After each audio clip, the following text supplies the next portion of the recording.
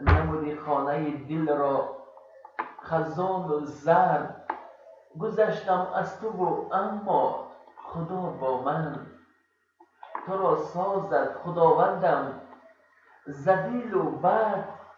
بیرو بد باش بدی اندر شعار تو. من از فریاد تو بیدار و بیمارم. نمانده تخم انسانی در این دوران. زی دستی ناتوان بینان شکستم من. به دستی من کتاب نور، به دستی تو طناب زور. نمانده آدمیت در سرای تو. خداوندا مرا از بند ایشان دور بنما تو. مرا اندر برت برگیر عزیزی خویش دار. عزیز و خور بیمان تو. زیرا که تو برایم یگانه ارزنده و زیبنده و نازپرور هستی. پس تو را من چون گلهای تر و تازه بهاری دوستت می‌دارم. آخر زیبی زرفشان و بدخشان و خوجند تو هستی عزیزی من. الو سلام علیکم. شام بخیر شنونده عزیز، ما رو میشنوید؟ الو الو نمیدونم چرا در اینجا. الو خوب عزیزان دل میبینم که طرف یوتیوب کانال علاقه ما رو پیگیری نموده ایستاده. تماشاگران عزیز به همه اون نفرانی که تازه به شبکه یوتیوب پیوست شدید سلام میرسانیم و باید خیلی مهم که شما برنامه ما رو مستقیما از مرکز وادی زرافشان شهر پنجکین در سرتاسر دنیا تماشا کرده ایستادید. به همتون سلامتی و خوشبختی میخواهم و تنسیت و خانواد باشید. هیچگاه از مرج موتور نروید. خط زنگ ارتباطی ما 1050 آزاد است. میتوانید با ما باشید در این لحظه ها. من با شما یک رقم دیگر پیشنهاد میکنم در برابر 1050 92 633 7907 میتوانید به این رقم زنگ زنید و در پخش مستقیم با ما اشتراک کنید. اینچنین امکاناتی به رقم 93 174 40 11 امکاناتی SMS پیام فرستادن رو دارید. وقتی که شما با یوتیوب کانال تیوی سیمو وارد میگردید حتما پاتیسیاسیون کنید، لایک کنید، کامنتر نویسید و اما وقتی که لایک کنید و کامنتر نویسید اسکرین شات کرده حتما به رقم ارتباطی ما فرستید 93 174 40 11. اینجوری گفتیم که رقمی که ما به شما رو با هم میپیونده 92 633 7907 است. به این رقم زنگ زدن رو فراموش نکنید. ما زنگ شما رو این لحظه بی‌صبرانه انتظار میشویم. و من همین تلفن موبایلی به دست گرفتم رو داشتم ایستم که کدام مخلصی اصیل خود حاضر پیگیری برنامه ما میشود و میگوید که من زنگ زده میتوانم و اشتراکچی برنامه شما بوده میتوانم. انفترش 92 828 85 28 این رقم است که ما با شما رو با هم میتواند بپیوندد. پس فعالی رو از دست ندید. ما زنگ شما رو بی‌صبرانه انتظار میشیم. یوتیوب کانالی گفتیم تیوی سیما امکانیت میدهد که باشه لحظه با ما لبخند زندگی در لبان شما. حرف و گفتار همیشه با شما باشد. و در اینجا اسمس رسیده است می‌نویسد که سلام علیکم برادر گرامی قدر شاهین جان. صدا خسته نگردد. سلامم را به بهرالله میرسانم برادر گرامی و این چنین میخواهم برای دوست داشتم که این لحظه گلی جان شما رو گوش کرده ایستاده است با او سلام خود را رسانم. خوب عزیزان دل سلام شما رو رسانیدیم. باوری دارم که همین سلام و پیغام شما برای ایشان امکانه میدهد که همیشه خرسند و خوشروز باشید. و یک فرصتی رسید که 1050 و همچنین 92 828 85 28 فعال است. اینجا 1050 برادر عزیز ما کوشش میکنم که همین زنگ شما رو ما فعال کنیم. حتما به رقم ارتباطی ما گفتیم 1050 میتوانید در تماس باشید. و حالا من باشم عزیزان دل یک سرود موافق دوستداران همین کلام هنرمند والا یک سرود پیشنهاد میکنم. بعد که سرود رو با هم تماشا میکنیم هم در یوتیوب کانال رو هم گوش میکنیم. بعدا صحبت ما با شما ادامه مییابد لیکن از مرج ما دور نروید. این لحظه من برایتان همان سرود به نهایت جذاب رو از هنرمند محبوب ضیاءالدین نوروزاد با نام این بهدی بلند سایه لبی جمع باشد در سایه بید یک سرود.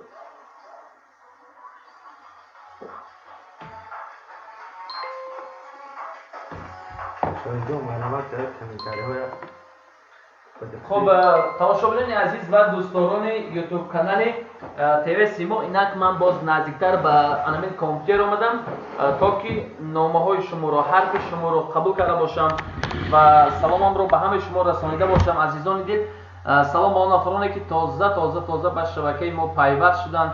ёдовар мешавем ки шумо ютуб канали анамин дӯстдоштаатон тв симоро тамошо карда истодед. чаро мо 13 кас тамошо мекунаду 4 то лайк аст. канед як лайкро пахш кунедтон азизони дил. мо мардуми водии зарафшон ҳама дӯстдор ҳастем, дӯстдори тв симо. пас лайкҳоро гузоредтон. 13 нафар моро дида истодааст. 4 то лайк аст. бояд лайк ҳам 13 то шуда наштакор. мастер медиков аҳсан дар инҷо менисад. ассалом ва алайкум ассалом ва шаб бахайр. шаби шумо низ бахайр бошад. фаррух ҳамроев менависад ки салому алайкум ва алайкум ассалом. дили дарё менавишад ки шоҳини зарафшонӣ ба пеш. саломат бошед дили дарё. ба шумо низ салом мерасонем. ва дар ин ҷо номаи дигар расидааст ки меҳриддин муҳаммадиев менависад ки салом ва юсуфбек усмонов менависад ки салому алайкум. чӣ гап инҷа? ин ҷо радиои садои панҷагент аст ки дар пахши мустақим тариқи ютуб моро гӯш мекунед. ако боз каю сар мешавад ва ин ҷо ака чӯба намехонед мегӯяд. инак хондусем субҳиддин миравата мегӯяд салому алайкум ва алайкум ассалом. дунё медиа салому алайкум бародаро созед салому алайкум. хуб ҳастед шумо дунё медиа? ва ҳамчунин менависад бародари дигари мо ки аком ифтор карданд. офарин дунё медиа. демесад ки қомат занад юсуфбек саломат бошед. ва урозбек менависад ки салом ба шумо. салом ба шурнова менависад урозбек. ва менависад ки аком ифтор кардан мен агаб зания адасту пу намонанд бо. саломат бошед ако. ва ё нафас мегиранд вақти гап достагишон ба. хуб манаш оҳиста гап мезананд набошад. салому алайкум ва алайкум ассалом. ёр муҳаммад менависад ки салом аз санкт петербург. салом ба шумо. ва инчунин дар ин ҷо каримов менависад ки салом шоҳинҷон коро зӯр мин додар. саломат бошед каримҷон. хуб ҳастем аз шумо пурсем. ва тиҷа бедак менависад ки салом аз деҳаи бедак. ва синбод ҳоҷи салом аз деҳаи ёре. саломат бошед ва мардуми деҳаи ёре салом мерасонем. ҳамеша хурсанд бошон. дӯстони азиз, 16 нафар моро пайгирӣ карда истоданд ва 8 нафар лайк монданд. кани 8 нафари дигар лайкҳоро пахш кунедтон. як бор бинем ки бо чанд нафар ин лаҳзаҳо барномаро тамошо карда истодем. азизони дил, марҳамат, 8 то лайк ин хеле кам аст. ман мехостам ки анамон лайкҳои дигари шумо ҳам бошад. ва дар ин ҷо ҳамагӣ 71 нафар моро пайгирӣ карда истоданд ки хеле ҳам кам аст. шумо бояд кӯшиш кунед, бояд бо мо бошед. ва ин ҷо номаи дигар расидааст. менависанд ки хаста набошед дӯстам, саломат бошед. салом, ин чӣ бозӣ аст ако? ҳоло бозӣ нест. ва дар ин ҷо раҷаб ако менависанд, мегӯянд ки салом саломат бошед раҷаб бародар тариқи ватсап. салому алайкум раҷабҷон. раҷабой гап мезанед? саломат бошед раҷабой. зиндагиё хуб аст? хонавода тинҷама? ин ҷо менависанд ки салому алайкум аз деҳаи хумоқ. саломат бошед. ва 9 лайк аз ман мегӯяд теҷе бедак. инҷа чиҳо барнома ако? ман бори аввал даромадам. ҳабиба алло. лавай раҷабҷон. ҷими мегӯяд салом аз амондара. саломат бошед. ба мардуми амондара низ салом расонед. ва дар ин ҷо менависад ки салом алайкум ба коргарони радиои садои панҷакен. ҳамеша ба пеш. хаста набошед. салом аз мусобозор. офарин мусобозор. илҳом каримов. саломат бошед бародарҷон. дар ин ҷо анамин хати занги иртиботи мо айни ҳол озод аст. азизони дил, ман мехоҳам ки ҳамеша фаъол боштон. бузургмеҳри субҳиддин гуфтем, яке аз ҳунармандони хеле ҳам ҷавони водии зарафшон кӯшиш карда истодааст ки дар ин барнома беҳтарин сурудорро барои шумо пешниҳод кунад. یک نامه رسیده سلام شب بخیر امشبم هست می سوال و جواب سلام سلامت باشید البته هست سلام میرسونیم به شما. خب در اینجا عزیزان دل خط زنگ ارتباطی ما به روی سفید به همکارانمون رفته ایستاده و در اینجا 2109 به فکرم پرول انوین نوی ما 2109. خب عزیزان دل فرصت رسید که شما همراز ما گردید و در اینجا بنویسید که سلام علیکم و مصابازور سلام علیکم اکا و علیکم السلام فیروز جان. تیگر بنویسید که سلام از اکاترینبورگ به مردم یاری سلامت باشید. بابویف بنویسید که سلام بزرگوید پستر گپ زنند. سبینه ایزی بنویسید که من یک سبچینی کردم سبچینی بکردم سلامت باشید. تیگر سلام سلامت باشید. الحمدلله عزیزان دل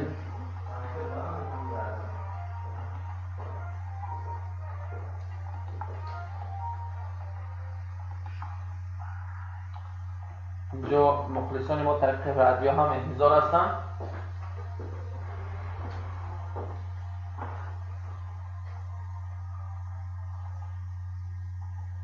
خب عزیزان دل مخلصان عزتمند ما طریق رادیو صدای پنجگین که ما رو گوش میکنید به همتون خوشی و خرسندی میخواهم. الها خنده در لبان شما همیشه جوش سند پیدا گردد و از مرج ما دور نروید و کوشش کنید که با برنامه ما باشید، زیرا که شما هم ما رو در یوتیوب و هم در رادیو صدای پنجگین امکانات شنیدن و با ما بودن را دارید. حالا 15 تا لایک و 25 نفر ما رو میبینن. تماشاگران عزیز کنی لایک ها رو یک بار گفته بزرگان است که بجرخیم همون لایک ها 25 تا شود کنی یک دستگیری کنیم، چون که دستگیری همدیگر برای پیشروی کارمون مساعدت خواهد کرد. کی میخواد که در برنامه کنسرتی دوست داشته هنرمند دوست داشته سیلنج مومینووا و بزرگمهر سویدین و گروه پروین اشتراک کند؟ شما میخواهید پس لایک موندن رو فراموش نکنید. من لایک های شما رو بی‌صبرانه انتظار میشم. اینجا منستن که میلی بای برادر سلام به کل مردم تاجیکستان، شبتان بخیر باشد، سلامت باشید. فیروز منویسن که آوازتون خسته نباشد برادر عزیز، تشکر. تیگر منویسن که اکو سیمباد چطور شما اکوی سیمباد دوستتون به همه پنجکنتی واستانی سلام میرسانم. اگر الهام کریموف تیگر منویسن که سلام گرم و جوشان از نام بابای جمعبای به مردم یاره سلامت باشید. مردم یاره و سلام شما رو میرسانیم و تیجه بیدر میرسه که خوب همیشه سلامت باشید میگه به همه پنجکنتی ها باستانی سلام میرسانم. تیگر میرسه که سلام میگرم شما خوب گفتیم این رو.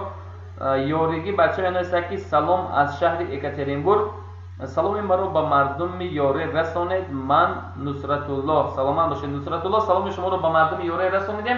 مردم یاره از سلام شما خیلی هم خوشحال گردیدم این لحظه و باید بگم که من همین روز به جماعت دیهاتی یاره اموندره و جماعت دیهاتی سویجینه این چنین چینا رفتم. بسیار آبادی است، بسیار هم مردم آزاد هستند، مردم مهنتکش همیشه به مهنت شغل می‌برند، همیشه با محبت به کار مشغول هستند. مردم دیه اموندره از جمله بسیار با محبت کوشش کردند که کار صحراوی را خوب به سامان رسانند تا که انمان جمع‌آوری حاصل آینده که کارتوشکا از اینجا میبردارند کارتوشکا رو خوب پرورش کنند و بکارند. عزیزان دل همگی 19 تا لایک است، کنی یک تا لایک دیگر بذاریم 20 تا شود. 22 نفر مورد رسیدن و 19 تا لایک است و این وقت دوستان عزیز اون نفرانی که لایک نمونده یک تا دیگر لایک بذارید اگر 22 به 20 میشود. خوب تماشاگران عزیز که طریق یوتیوب کانال ما رو در سرتاسر جهان تماشا میکنید به همتون تبی باریده میخوام. این لحظه یک نامه رسیده است می‌نویسن که پیر شوید شاکر جان دولت پیر شوید میگم. اینجا تیک می‌نویسه که اکو یک تو سرودی از این بوی امونت گوش کنیم. تشکر زیاد البته میگذارم لیکن در یوتیوب کانال امکانات مونده محدود است. این دفعه اموندره روید از نام من سلام گوید میگه حبیبی الله. تشکر حبیبی الله. سلام برای مردم یاره رسانید. بی قبل لایک میگه یارگی بچه. لیکن در نزد جماعت لیات یاری وقتی که امروز رفتیم باور کنید در دو طرفی راه کارتوشکا پرورش کردن، ارچه‌های سرسبز بسیار دهی یاری زیبا شده است. نسبت سال گذشته رفتن این سال باز زیباتر شده است دهی یاری و دهی اماندارا باشد هم در دو طرفی راه همون ارچه‌زارها وقتی که از بالای کوپرو میگذرد دریاچه شرخ سرآب مرکزی دهی اماندارا رو عبور کرده میگذرد. بسیار هم یک آبی مصفا دارد.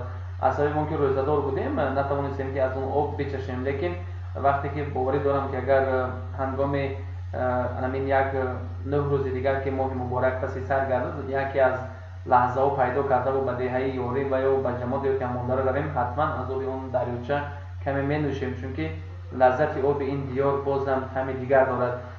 و اینجا یک نفر می نویسد که سلام برادر، رادیو پنجکن به پیش میگه. تیگر می نویسد که سلام از نام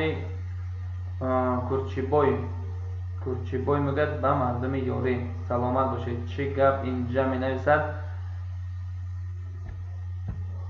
ذکری الله عریپو می نویسد. خب اینجا هیچ گپ اینجا برنامه است در یوتیوب یاری که بچه می نویسد که یک تا شعر برای بچه های غریبی اکاترینبورگ مونن.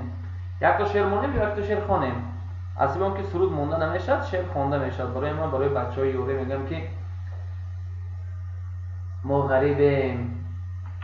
غریبیم ز شهر دور در شهر دیگر، ما مسافریم ز یاری دور اندر شهر دیگر.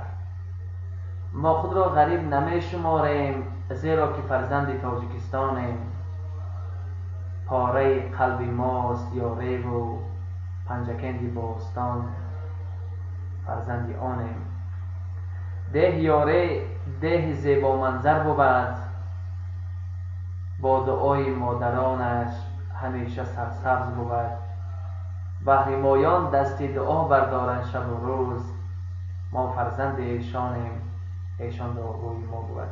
اینجا یک چند نامه رسید در این لحظه گذشت.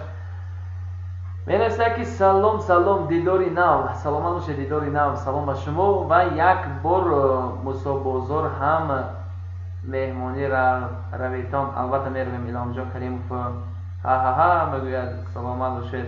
تیگر می‌نویسد که سلام از نام بابای کمال‌الدین به مردم یوری سلام باشید فرستادم در اینجا. خب فرستوی پره میگه که سلام علیکم ملی بوی برونوف می نویسد. یک سرود برای بچه های کراسنایرسک گذارید میگه تجیب در سبشنی اکور احمد باشین اکور احمد یاری بچه جنبستی رادیو نوت پرو کی است؟ نوت پرو رو براستی خودی روزای نزدیک البته میشد رادیو با پراموی، بله رادیو پراموی، یعنی در رادیو هم صدای ما رفته شده است. یعنی همین نامه‌های شما رو وقتی که من میخوانم هم در یوتیوب صدای ما رو میشنوید و هم در رادیو رفته شده است. در پخش مستقیم کلی مردم یاری این نظر همین صدای ما رو گوش کرده شدن که کدام بچه یاریگی طریق یوتیوب ما رو پیگیری میکند. خب و همچنین مینویسد که در اینجا شینگ مینویسد، صبر مینویسد که شینگ سلامت باشه، سلام به شینگی ها میرساند. بهروز بهزاد مینویسد که از سنت پتربورگ، از نواباد، از زاوران سلام علیکم به همه برادران و همشهریان و هموطنان عزیزی من. علی ام نویسد که سلام علیکم مردم ششکر به سلام گوید از نام علی. و اینچنین یک نفر دیگر می نویسد که گلرخسار، بله گلرخسار می نویسد که سلام و درود از غریبی به کل مردم پنجکند باستانی و اینچنین کارگران رادیو پنجکند سلام باشه. ذکری الله می نویسد که بهترین جمعه می نویسد که از نام شادبختی یاریگی به مردم پنجکند سلام. تیگر می نویسد که سلام از نام شادبخت به مردم یاری از اکاترینبورگ. بر پیش اکو جان می نویسد اسماعیل جان ایدی. خب عزیزان دل اکنون من باشم یک سوال به همه ماجران مهنتی که در ماجرا ما رو تماشا کرده شده و اینچنین نفرانی که این حال تیوی سیما رو پیگیری میکنند در یوتیوب یک پیشنهاد دارم. شخصانی که این حال 25 نفر ما رو تماشا کرده شده، کدامتونه که در تیوی سیما ابونه نشده حتما ابونه شوید. یعنی پارتیسیاسیا کنید بعدا زنگوله‌چه رو پخش کرده و یک سکرین شات کرده رسم گرید و با رقم 93 174 40 11 فرستید. در واتساپ، تلگرام، ایمو، وایبر هست فرستید تا ما دانیم که شما مخلص اصلی رادیو صدای پنجکن هستید. در مهاجرت هم در تاجیکستان هم ما رو پیگیری میکنید. اگر شما در همین وقتی که میفرستید ما حتما به شما یک رقم ایلوگی میفرستیم. اون رقم اشتراکچی فعال بازی برناکی تلفنی میگه تمغه نوت پرو میشد، یعنی نوت 9 پرو از رادیو صدای پنجکن که روز نزدیک جنبه است میگره بازی حتما در اونجا برای شما پیشنهاد کرده میشد. اینچنین عزیزان دل، من خودم شخصا یک برنامه دارم، نامش نامه‌های پرسوز، برنامه خیریوی است که این تشکیلات جمعیتی خیریوی برای مردم کمیزات و نیازمند و معیوبان و انولیدان رایگان خدمت میکنند. شما همین نامه‌های پرسوز هم دارید در یوتیوب و حتما ابونه شوید. وقتی که در اونجا می‌دارید انما گفتیم پارتیسیاسیا کنید و وقتی که پارتیسیاسیا کردید حتما فرستید به عنوان برنامه مومو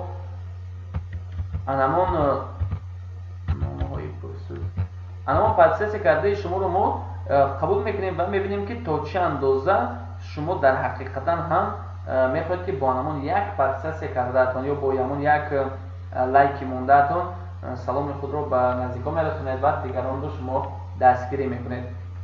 چون که یک دستگیری شما امکان میدهد که یک کمتر باشد هم همین یوتیوب کانال ما رشد کند و در روزهای نزدیک وقتی که بسیار در اینجا انها 65 نفر ابونه شدن و امشب من انتظاری انمان ابونه شدن های شما تماشاگران عزیز دوستان یوتیوب کانال و در برابر تیوی سیمو، صدا و سیمو، لوتو تیوی، جهان رو تیوی این چنین نامه های پرسیاز ابونه شدن رو فراموش نکنید. و من انها باشم میبینم که 21 نفر لایک داشتم. تماشاگران عزیز دیگر لایک ها کنید. اینجا من یک مرتبه SMS رو ادامهش رو خوندم چون که چندین SMS گذشت خونده نتوانستیم، یعنی فرصت نشد که اون SMS های شما رو با پروژه من خونده گذارم. و حالا میبینم که اینجا چندین نامه ها رسیده است. می‌نویسه که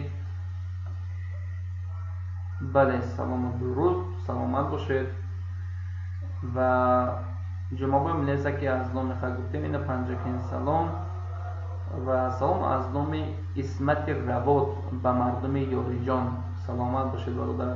و پیش اکو جان می‌نویسه اسمانی جان پرستوی پری می‌نویسه که سلام علیکم از نام من به دهه زیوان سلام رسانید سلامت باشید. و اینجا که با همه شهرمان رو دستگیری میکنم. خب یارگی بچه ها می‌نویسن که ما البته دستگیری میکنیم. دستگیری که میکنیم مرحمت ابونه شوید. ما ابونه همین لایک موندن رو فراموش نکنید بچه ها. یارگی کنی یک لایک مونی سر کنیم کنی نام رو نویسید در اکران. در اکران هست در بالاتر نگاه کنید 93 174 40 11 پارتیسیاسیا کردید حتما فرستید به این رقم. سلام علیکم از نام من به دهه زیوان گفتیم رقمتون رو نویسید. یارگی بچه ما به همه جا شهرمون رو دستگیری میکنیم. اکو سلامت باشید. و گلرخسار هنسته که برنامه شما رو خیلی انتظارم زنده باشید. آواز فورمتون خسته نگردد در دل و دیده مردم جای داشته باشید. سلامت باشید خالی عزیز. اسماعیل جان هنسته که رادیو صدای پنجکن به پیش سلامت باشید. و این چنین چگونه ابونه شویم تیجه بیدک شما بتوانید که انمون یوتیوب کانال و وارد شوید و تیوی سیمو رو پارتیسیاسیا کنید و همچنین در مورد تیوی سیمو نامه های پرسوز با زبان انگلیسی و روسی نویسید حتما میبراید. انما وقتی که برآمد پارتیسیاسیا کنید بعدا لایک رو پخش کنید سپس با ما باشید. اینک عزیزان دل من یک سوال به همه مهاجران میتونم. این سوال که من حاضر در تلفنم میبینم که گرفتم موندن چند روز پیشتر که این سوال حتما وقتی که در پخش مستقیم برآمدم و مخلصا پیشنهاد میکنم و میبینم که کی پیدا میکند. نفری که پیدا کرد او را تحفه های ارزنده این بار تحفه ها مخفی. دوستان عزیز یک سوال دیگه دارم. وقتی که اون نفرانی که چیپتا برد میکنن طریق یوتیوب خود در مهاجرت هستید شما به سوال ما جواب دو صاحب چیپتا میگن خود در پنجکن هستید یگان وقت شما به واتساپ 93 174 40 11 نوشته و خود را ناراحت نکنید یا که یگان سخن قبیح نگیرید یگان سخن پست و بلند. یعنی انمی بلیط ها فقط از دست من گرفته میشد. نام من شاهین، رقم تلفن من +992 92 828 85 28. وقتی که طریق قناه واتساپ می نویسید حتما بهرالله برادر ما وقتی شما گام میزنید گوید که ما چیپتر رو از کی دسترس کنیم چخیل گیریم رقم ما رو به شما میدیم بعدا ما به شما بلیت رو میدیم. لیکن با یک سوال همین هفته گذشته نگاه کنم یک سوالی که رقم بود قریب 10 نفر برآمد که من غالی برآمدی باید به من چیپتر دیدیم. لیکن 3 نفر غالی برآمدگی بود ما 3 نفر اول رو قبول کردیم. اینا که میشه سوال میدیم فقط یک نفر قبول میکنیم اما نفری که یکمی مرتبه جواب رو درست میگوید دیگر رو قبول کردن نمیشه. سوال چنین است: 3 چیز هست که در حیات برای انسان قدری بیشتر دارد. 3 چیز هست که در حیات برای انسان قدری بیشتر دارد، یعنی قدر و منزلت همین چیز خیلی هم بلند است. پس بیابید که این 3 چیز کدام چیزهایند. و اینجا بنویسه که من فرستاندم اکا الهام جان کریم و سلامت باشید. اسماعیل جان بر پیش کاربران تیوی سیما همه وقت سربلند باشید، سلامت باشید. بله. تیگر بنویسه که رفتم به غریبی و دل افگار شدم، محتاج در خانه پولدار شدم، دور از پدر و مادری غمخوار شدم، آه ارکچه آچه بوده خار شدم.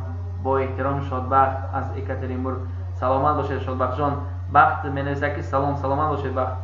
و من میگم که شما در غریبی و محبتتان در دل پیوند است، زیرا که فرزند تاجیکستان و پاره قلبتان پنجکین همرنگ است. چو سخن میکند زرفشانی از این منبر والا، میشنوی از دوری ها صدای ما. پس در هر کجا باشی سلامت باش ای هموطن، ما دوستدار تویم تو دوستدار این چمن. عزیزان دل 23 تا لایک 17 نفر ما رو دیده ایستادن. مرحمت در سرتاسر مملکت جهان 228 نفر ما رو پیگیری کرده ایستادن که احسن میخونیم. یک دوستان عزیز 23 نفر لایک رو فراموش نکنید. کمی یک 24 نفر شد کنیم بهتون برابر لایک رو بخش میکنیم تا که 30 تا لایک شود. 25 شده احسن بود از کمانه میکنم محبتتون نسبت صدای پنجکین. کنی رفتیم 25 26 که میمونند 26 لایک 27 28 29 30 تا که لایک شد من یک سوال شوق‌آور دیگر میدیم. اینجا بنویسه که خب سلام برادر، می‌نویسه که ای سخن‌های بهترین گفتید، ذکر الله، سلامت باشید، دلمون آرام شد، زنده باشید. سلام پنجکین در می‌نویسه که سلام سلامت باشید. و 26 دوستان عزیز 4 تا لایک دیگر گذاریم انا اون وقت 30 تا لایک میشه. کنی بهتون کمتر با گفته زبان خلقی کردیم کمتر لایک رو پخش کنیم. دستکتون هم تو با تگمچه‌ای که یون انا تلفنتون هست بالا و پایین است، لیکن لایک انا میخوایم میشه لایک رو پخش کنید. باز کاری کرد این پخش نکنید. خیلی پیش. خب عزیزان دل میگم که دور زیمن و زیمن سلامت بادا، جان و دل من فدای نامت بادا. ای هموطنا بوی وطن به دماغت میزند، پیگیر صدای پنجکین باش که صدای دل ما در دل تو هم صدا بود. و جیمی مینزه که سلام از نام جسور از مسکو نگوید به پنجکینتی ها و برای اموندرگی ها. با وقت دهه اموندره گفتم امروز قید کردم رفتم. دهه اموندره خیلی زیبا است و باید بگم که مردم دهه اموندره خیلی مهنت کش است، زحمت کش است، کوشش میکنه با مهنت حلالش همیشه در پیش حرکت کند.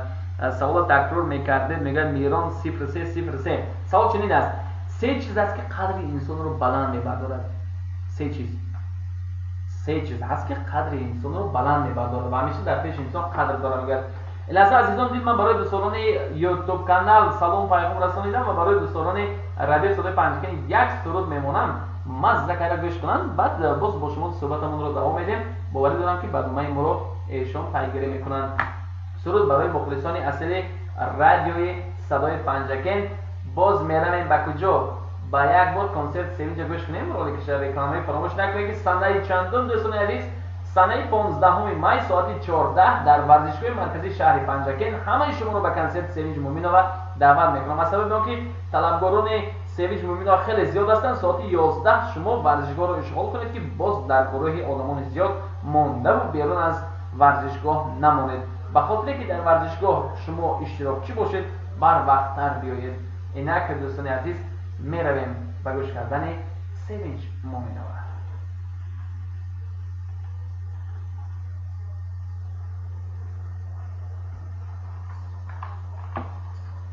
باز من برای دوستان یوتیوب کانال اینجا من حالا باشد عزیزان دل یک سرود نظم مانم برای مخلصان اصیل. میدانید از سیویج با نام تقدیر میمونم. مالش یک دنین تقدیر سیویج رو گوش کنیم. من باشم اینک صحبتم رو با شما ادامه میدم. 29 تا لایک شد. یک تای دیگر مونده است لایک. عزیزان دل کنید پخش کردن رو فراموش نکنید. یک تا لایک دیگر بذاریم. سوال تکرار کنید گفتم کردیم. و علیکم سلام برادر ذکرالله. سلام علیکم اکو جان صدا از غریبان. سلام علیکم برادر. علم عقل آداب متاسفانه خیلی نزدیک و لیکن علم عقل آداب نمیشه. صدا از غریبان اکو جان التماس از شاکر جان دولتوف یک سرود گذارید. سرود میگذاریم. سرود مادر دارند کو میگذاریم لیکن در یوتیوب گذاشته نمیتونیم برادر جان. سه چیز در قدری آدم رو دارد. متاسفانه جوابات خیلی دکتر است و اینجا ما باشم ادامه سرود مادر از اینجا گوش کردن نمیشد. ذکر الله گوش کردن میشد. حتما در پلی مارکت میدروید تیوی سیمو پروگرام رو اسکچال میکنید در تلفنتون نصب میکنید بعدا طریق اینترنت تماشا میکنید. حتما میشود چون که ما امکاناتی برای مخلصان آوردیم که رادیو صدای پنجکن رو در تمام گوشه و کنار جهان تماشا کرده میتوانید. عزیزان دل حالا باشد یک سوالی شوق‌آور دیگر میدم برای کلی دوستداران دهه یوره، مخصوصا برای ساکنان جماعت دیهات یوره که از ماجرا دستن کنی یک بینیم که کنی چقدر یوره رو دوست میدارن و به این سوالی من جواب داده میتونن. در دهه یوره یک نمودی خوراک است که همین خوراک رو مردم دهه یوره دوست میدارن. وقتی که مهمون به خانه شما بیاد در دسترخوان همین نمودی خوراک رو میگذارن. لطفا میگید که مردم دهه یوره کدام نمودی خوراک رو دوست میدارن که برای مهمونا اولینش نمیگذارن. شما یافتید دو تا چپتای رایگان از کنسرت سیویج تحفه به مردم دهه یوره اگر که پیدا کردن. پس از این زان دل این نظر بیاد جستجو میکنیم و پیدا میکنیم که خوراکی دوست داشته این مردم دهه یوره برای مهمانان کدام است. اینجا صدای من به خاطر که خسته نگردد تیز تیز گپ زدم آهسته گپ میزنم و بهرالله جان باشد الله یک چای کبوتک آماده کرده میگم میدیشیم بعد چند از من باشم الله در اینجا آش میگن متاسفانه. سلام علیکم اکو جان. سلام این علم نادرست است. سرود مادر اینجا فهم ما میگوید ذکر الله احسن همه وقت تیوی سیما به پیش به شما هم در کارهایتان برباری ها خواهانم برادر. سلامت باشید اسلام جان. سلامت باشید. اینجا از نام برادرانمان اسماعیل جان هم سلام میرسانیم و صدا از غریبان میرسه که اطاله متاسفانه اطاله نیست بخت نیست که آش است. یوسف میرسه قرطاب آشی پلاو تیگر مینویسد شوربا اکا مکران متاسفانه نادرست است. خب عزیزان دل تشکر به همه و اینک به اون فرصتی رسید مکران میرسه قرطاب سلام یونس یوسف متاسفانه.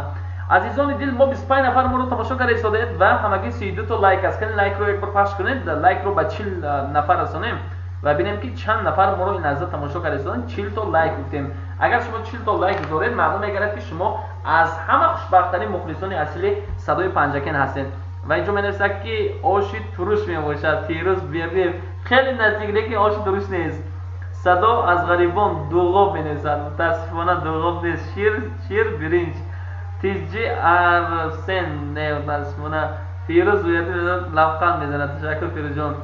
عزیزان دل گوشتی بوز یونس نیست توپا از دهه یاری هست یگان نفر. بله دهه یاری خیلی بچه ها بسیار هستند و در اینجا می‌نویسه که برک میباشد متاسفانه. عزیزان دل کنی یه بار لایک رو فراموش نکنید. کنی لایک رو پخش کنیم ببینیم چند تا نفر ما شدیم چند نفر لایک گذاشته شدیم. و عزیزان دل نامه های پرسش گفتم چرا آبونه نوشید به برنامه خیریوی. برنامه‌ای که ما باید گفتیم برنامه خیریوی است باید کمتر آبونه شویم دستگیری کنیم و اینجا می‌نویسه که برک میشد اوگرا پلاو میشد تیجی ارسن نادرست است. السلام علیکم رسول لطیف و علیکم السلام. من ایاره می‌نویسه تیگر شیرچای می‌نویسه لیران مکرو می‌نویسه پنجکن آشی بریده می‌نویسه رحمانوف салом ба мардуми шинги шариф аз Москва раҳнамо сабр менависад. Саломат бошед. дӯстони азиз, хӯроки дӯстдоштаи мардуми деҳи ёре кадом хӯрок аст? хӯроки аз ҳама болаззат, бовар мекунед?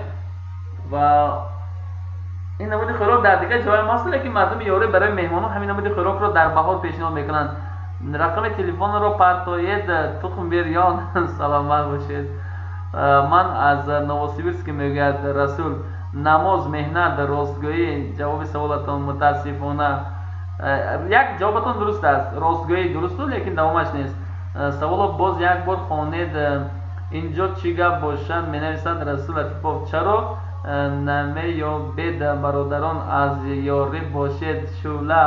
ҳамин хӯрока гуфтен дар ёрӣ меҳмон ояд шӯрбо мекунанд. суманакам дар наврӯз на. ассалому алайкум. лайки 33 қапид боҷа. бахтиҷон ташаккур. ва кабоб менависад. қурутоби ёрӣ, оши бадог. саломат бошон. хеле наздик, лекин ҷавоб дигар аст. тигр менависад ки ҳулбейбарак. наздику, лекин ҳулбейбарак нест. кабоб, қурутоб, оши палов, ҳулбейбарак. хуб азизони дил, ҳулбейбарак як нафар гуфт. бо Сафаров Илҳомиддинам ҳулбейбарак мегӯяд. азизони дил, 30 нафар моро тамошо кардед ки 32 то лайк. чаро лайкамон кам аст? кани ябор лайк гузоштанро фаромӯш накунед. азизони дил, як то лайк гузоред. тамом ҳамин лайк мешавад. худашимон лайкҳои мо хеле зиёд мешавад. як то лайкро пахш мекунем барои Садо ва Симо. ки дӯст медорад Садо ва Симоро? шумо дӯст медоред? пас биёед як то лайк мемонем. ҳамин лайк ки мондед ба 40 расид, ман давоми смсотонро мехонам. ҳатман давоми смсотонро мехонам.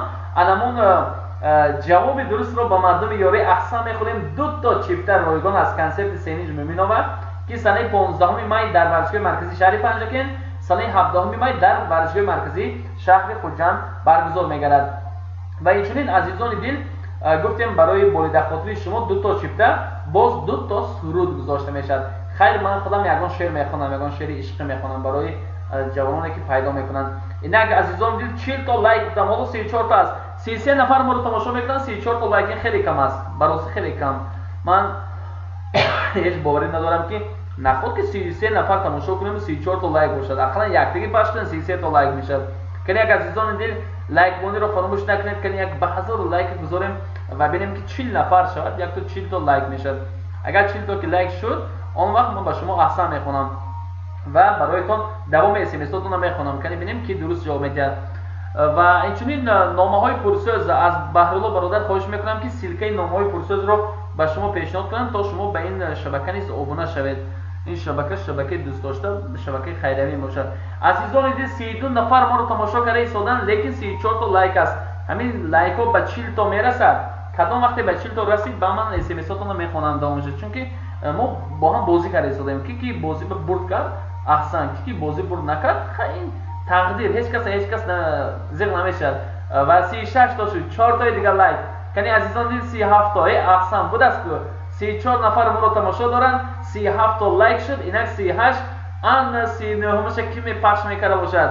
аз ҳама ҷавони далеру шуҷоат нотарситарин ки 39 лайка мегузорад ва 40-умаш бошад хушбахттарин шахс мегӯяд. 39 то ҳам шуд. инак 40 лайкро кадом ошиқ бача бошад ё ки ошиқ духтар бошад мегузошта бошад. 39 лайк шуд. 40-умаш ки бошад? 40 гуфтем 40 нафар ки бошад. офарин, 40 то лайк шуд. акун смсро мехонам. медонед инҷо хеле смс бисёр омадааст. ва аз анамин ҳулбейбарак сар кунем, чунки охирон смсҳо ҳамино буд. ва оши бурида. хуб, дар инҷо тупа менависад. як тигр менависад ки тупа аст. зикриолло менависад ки аз деҳи ёрӣ ҳаст, ягон нафар ҳаст гуфтам. барак нависанд, угропалов нависанд. теҷи арсен. ассалому алайкум мегӯяд расулҷон. салом, ман аз ёрӣ ҳастам. тигр ширчой аст мегӯяд Миром. ва шакароб мегӯяд Панҷакен. оши бурида мегӯяд. инҷо ман якбора радиом пайваст кунам, чунки халқ. хуб, азизони дил, ва ҳоло бошад ман амин смс паёмҳои шуморо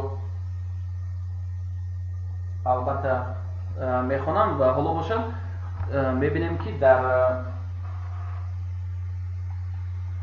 بله عزیزان دل در اینجا می‌نویسد که میرون این شیرچای است و همچنین پنجکی می‌نویسد که شکراب است. آشی بریده می‌نویسد رحمانوف کرامت الله و صبر میگوید که سلام به مردم شنگ شریف خیلی نخواندیم تکرار.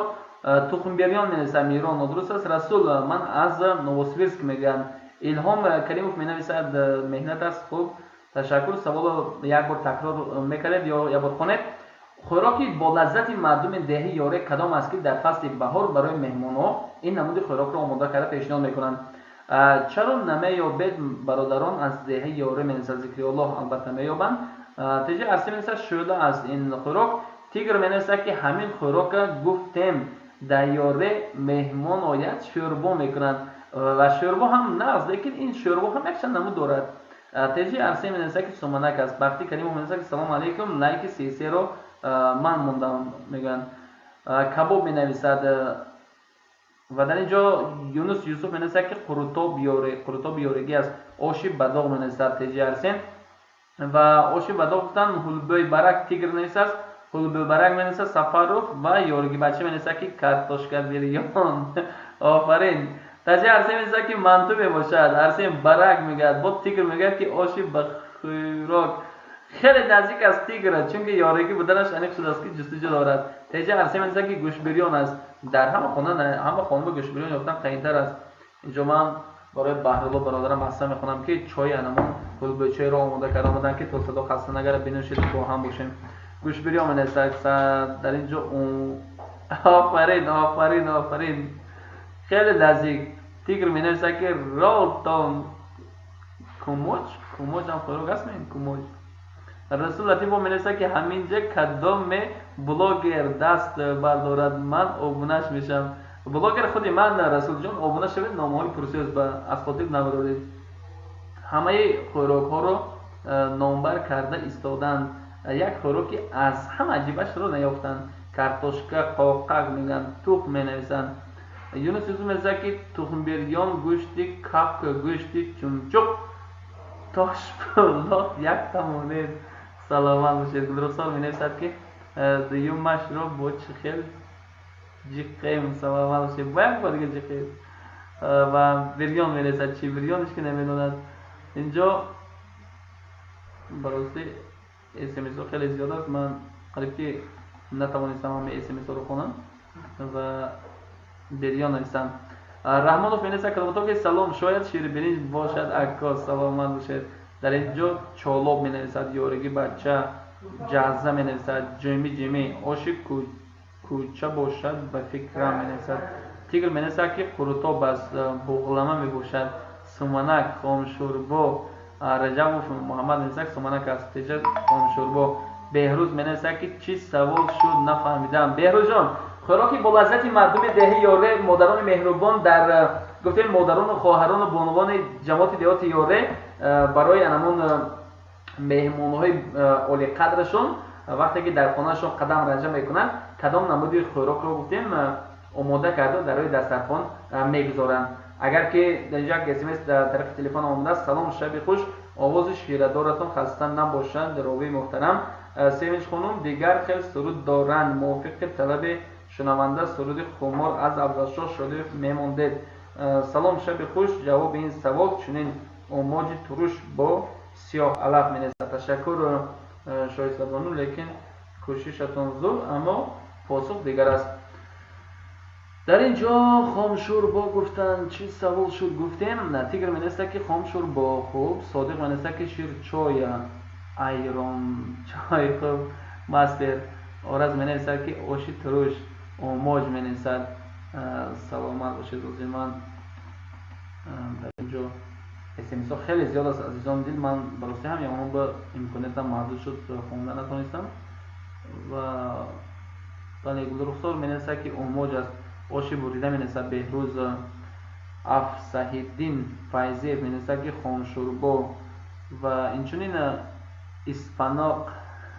خب میرام یکش شما خوراکای نظم می‌بید لایک چیل از من اسپیناق و پرشکه و دنگیچه می‌نویسد. تیجی عبد بهروز بیزو میگه که یک کاسه جرغاد. آفرین بود است که میخواد سوال جوابی نه. ایگام بیرده ایگام فنس که سلام علیکم شاهین بای و علیکم السلام. گندم آبه سلامت باشید. اتاله گلیش در اینجا اتاله بداغ مینویسد. یونس در جای اکتر می‌نویسد که گلیش. ذکریالله می‌نویسد که لغمان شوربا باشد. و یک نفر دیگر برادرمون می‌نویسد که من از یاری هم شوربا یگان خوراک نماند شما فریب کرده سید تیگر.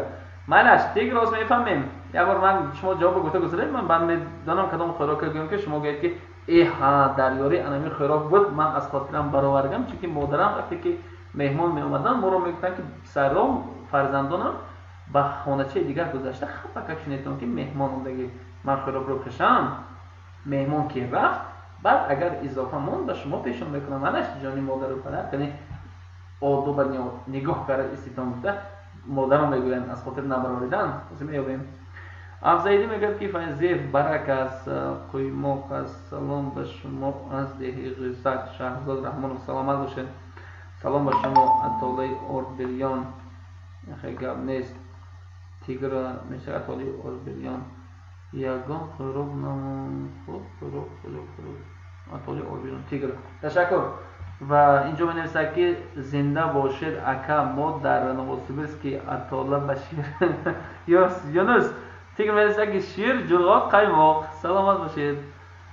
گرتی تو خوب منش میبینیم شیر دل جورایت می نویسد که چای سیاه رجا محمد اوشی پلاو یا لغمان. خب عزیزان دل وقتی که مهمان به خانه میاد مهمان به خانه مخصوصا به خانه مردم جماعت احتیاره وقتی که چند سال قبل من خودم در یک بازی الاغ یعنی چاغندازی در بازی الاغ اشتراک کرده بودم تمام خانه مردم وقتی که وارد میگشته از این خانه به این خانه آنجا کج میگفتن یعنی چی میگفتن همین یک مقال هست که در هر خانه اجاره برای میشتن مهمانو یعنی صاحب انمان چاغنداز اون نفری که الاغ تشکیل میکرد در هر خانه مهمانی که از دیگر منطقه آمدگی بودن با آنها کج میگن جدا میکردن بعد از اینکه جدا کردن ماندن بعد بعضی‌ها با خوراکش خودی صاحب توی تشکیل میکرد بعضی‌ها با خودی صاحب خانه تشکیل میکردن. بعد یک نمونه خوراک همونجا پیشنهاد گردید وقتی که ما خوراک رو استعمال کردیم بعد برای این خوراک رو من یک مرتبه در ناحیه کوهستان مخچال دیده بودم. بعد گفتم که این خوراک چی نام دارد چرا در دیگر خانه های مردم یوری نماد خوراک کمتر است در اینجا همین شام خوراک در خانه شما است. گفتن که این خوراک مخصوص برای مهمان ها است برای مهمانایی که از دور میبیان یا که از دور نزدیک به مهمان درگاه مردم یوری میشن ما از این خوراک آماده میکنیم اگر بامزه باشد یک کاسه دیگر بیارم. بعد من باور کنید اول کم در شرم داشتم گفتم که خیلی گرمی همک بیارید یک کاسه دیگر روز یک کاسه دیگر آوردن استعمال کردیم باور کنید 3 روز هیچ نخوردم میشه چون که هم ترکیبش بخواد است هم بولذت است که این نمود طعام زیبا و بولذت از دست مادران و کدبانوهای دهه یاره وقتی که شما استعمال میکنید باید به قدری انامین خوراک بولذت مردم وادی زرافشان برسید. و اینجا بنویسم خام شوربا است صبر آشید تروش سلامت باشید. دوستان زادروز و تبریکات خودتان رو حتما به خویشاوندانتون رو به رقم 93 174 40 11 میتوانید فرستید. و اینجا می‌نویسم ما در یوتیوب و رادیو پخش میکنیم. خب گرمیچ می‌نویسم که بهروز گرمیچ نیست و حالا می‌نویسم که یونس که ماهان از یاره سحر فقط اتوله میخوریم. شما در نظر دارید که اتوله همون اوردین رو در نظر دارید اتوله بشیر میگن یا بعضی ها اتوله بشیر میکنن بعضی ها اتوله با آب شما همین رو در نظر دارید که یک کاسه با جای شیرچای مینوشید نه خود مهمون با شما اتوله بشیر خود ما اتوله کشید این نادرست است. و می‌نویسه که وای چی بوده است اکا انتظار بشویم انتظار. خب من بعد چند از این خوراک رو با شما میگم عزیزان دل بگذار شما کمتر خوراک دوست داشته مردم یاره رو بیابید بعدا ما میرویم به یک دهه دیگر با کدام دهه میبینیم که از همه زیاد مخلصان ما از کدام دهه هستن دهه میگیم جماعت دهاتی وارو دهه شورچه میگیم که اونها کدام نوع خوراک رو داشته باشن. اینجا ما اول خوراک جماعت دهاتی یاره رو جمع بس میکنیم بعد به جماعت دهاتی وارو میرویم. و می نویسند که اطلاع بوده است موما پرسیدم زوران سلامت باشید. تشکر زیاد عزیزان دل. حالا 42 تا لایک است و 32 نفر ما رو تماشا میکنند. بار دیگه سوال رو تکرار میکنم، خوراک دوست داشته مردم دهه یوره کدام خوراک است؟ اینجا گریل باشد می نویسند، متاسفانه گریل نیست. و یک نفر دیگه می نویسد که اطلاع بوده است مامان پرسیدم و شاید پیازداغ باشد. نه متاسفانه حاضر شورچه نه حاضر رکن آباد است. خب من نشد رکن آباد. خب مزار شریف می نویسد که یا ششلیک رکن آباد حاضر گرمش سلامت باشد. حتما به رکن آباد میرم، میگه که من سفر میکنم به رکن آبادی تو هم سفر بکن به خانه من. ای عزیزا میرم از خانه تو باز شوی پزمان تو هم خانه من. عزیزان دیگه یک سرود دیگه برای دوستداران از هنرمندی دوست داشته. اینجا من جستجو میکنم از کدام هنرمند. از افضل شریف درخواست شد و از افضل شریف یک سرود میمونم. بعد افضل شاه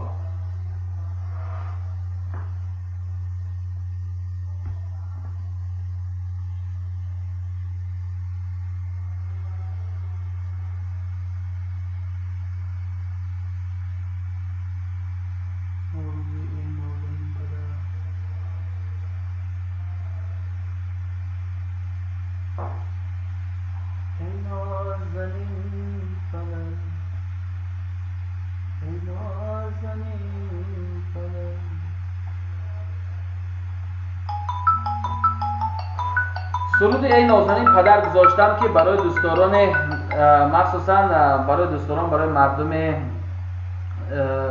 مخلص اصلی ما. و اینجا می نویسد که سرفروز کلا پوچه نه آخه نخواه کلا پوچه باشد. با زوران کی سفر البته می رویم. اگر گوشت 75 سومون شده ششلیک تچ ننه. خب سلامت باشید. لوبی شوربو سفر و فیافتید چیدیا کلا پوچه و جان می نویسد. اینجا می نویسد که رجب و فرق هر خیل خوراک تیار میکند برای مهمان. چی باشد وای خوراک دملمه. و میسه که سلام شب بخیر از استاد تاشپولو دیگون باشد کباب شکسته کرده. خب عزیزان دل، حالا 46 تا لایک است که یک لایک رو بجیخیم که لایک به 50 تا رسد. تا به 50 تا رسیدگی لایک شما من باشم یک تا چای نوشیدن میبیام، بعد صحبتمون رو با شما ادامه میدیم. از مرج ما دور نروید.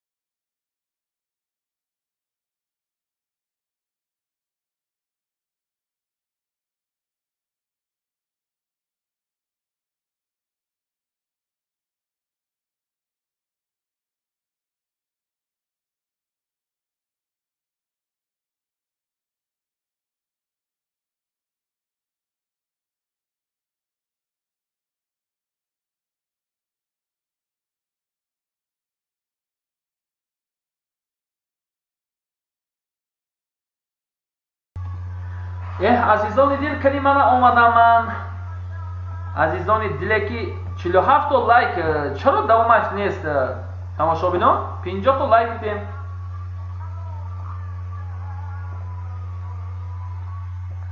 و این خوراکی که مردم یوره گفتیم یک نمود خوراکی به حساب میرد که خوراکی خیلی هم بلذت است و خوراکی هم تیار است چون که وقتی که مهمان میبیاد بعضی مهمان ها هستن که نازک هستن میبیاد مثالی من اگر مهمان نازک باشد دوام چند دقیقه میایستد برونده میرود که زود من وقتم نیست یا که میبخشید میبروم فرزندا پایده ایستادن یا که در خانه مهمان هست یا عموما یکم بانا میکوبند لیکن خوراکی را که در نظر دارم برای مردم دهه یوره این خوراکی گفته من هم در کاسه آورده میشد هم در طبق آورده میشد خواهید شما کاسگی نش میخورید خواهید طبقی نش میخورید لیکن همین خیلی مزه دارد که بای باور کنید اگر همین وقت بر نامش گیرم اگر همه تا حوستان میگذارید که کاش که بیاره را ما یک بار از این خوراک استعمال کنم و مردم شخصا دهه یوره با همین نمود خوراکش دوست میدارم بعد من همون وقت سوال دادم که چرا که این خوراک شما مثلا من گوشت بیرون کردن یا شوربا کردن یا آش کردن دیگه خوراک هست این خوراک برای مهمونا فقط آماده میکنن برای دیگران نه دیگران خوراک کارتوشک زیربان هم کنیم اشکمشون سیر میشد تخم بیرون هم کنیم اشکمشون سیر میشد اما این خوراک است که برای این خوراک باید کمتر چیکار کرد باید کمتر صبر کرد همه خیلی تماش ناتکرار بود که کمک روغنچه تگش بدارد هم تو روغنچهش با نان زده میخورید اشکمتون سیر میشد خوراک سبک خوراک بلذت خوراک بهترین که مادر کلام ها بپرسید اونها نقض میدانند چون که پدر بزرگا و مادر بزرگا خوراک بزرگ قدیمی مردم یوره رو خوب میدانند عزیزان دل حالا خطی لایک موندن ما 48 تا است 2 تا لایک دیگر مونده 50 تا شد من اس ام اس تو نخوانم که اینی کی دوست میبراید 2 تا دیگر لایک کنیا برابر جی خدمت بچه‌ها 2 تا لایک گذاشتید انا آن وقت من به شما میگم که در حقیقت هم شما کی توانست که همین لایک رو گذارد گفتیم و داند که در حقیقت هم جواب درست رو یافته ایستاده اند مرحمت عزیزان دل من باور دارم که شما زود میابید اینک عزیزان دل خوشبختترین شخص ها 50 تا لایک شد من باشم اکنون موافق وعده اس ام اس رو میخونم اینجا بیدم که چندین اس ام اس رو آماده رفت کنید خوب نشوید خوب نخوشورک میگه نیخی خلوکان نیست خوبتون بود چی نه خواب بودگش نه کنانی من با خوب نشوید هستید کباب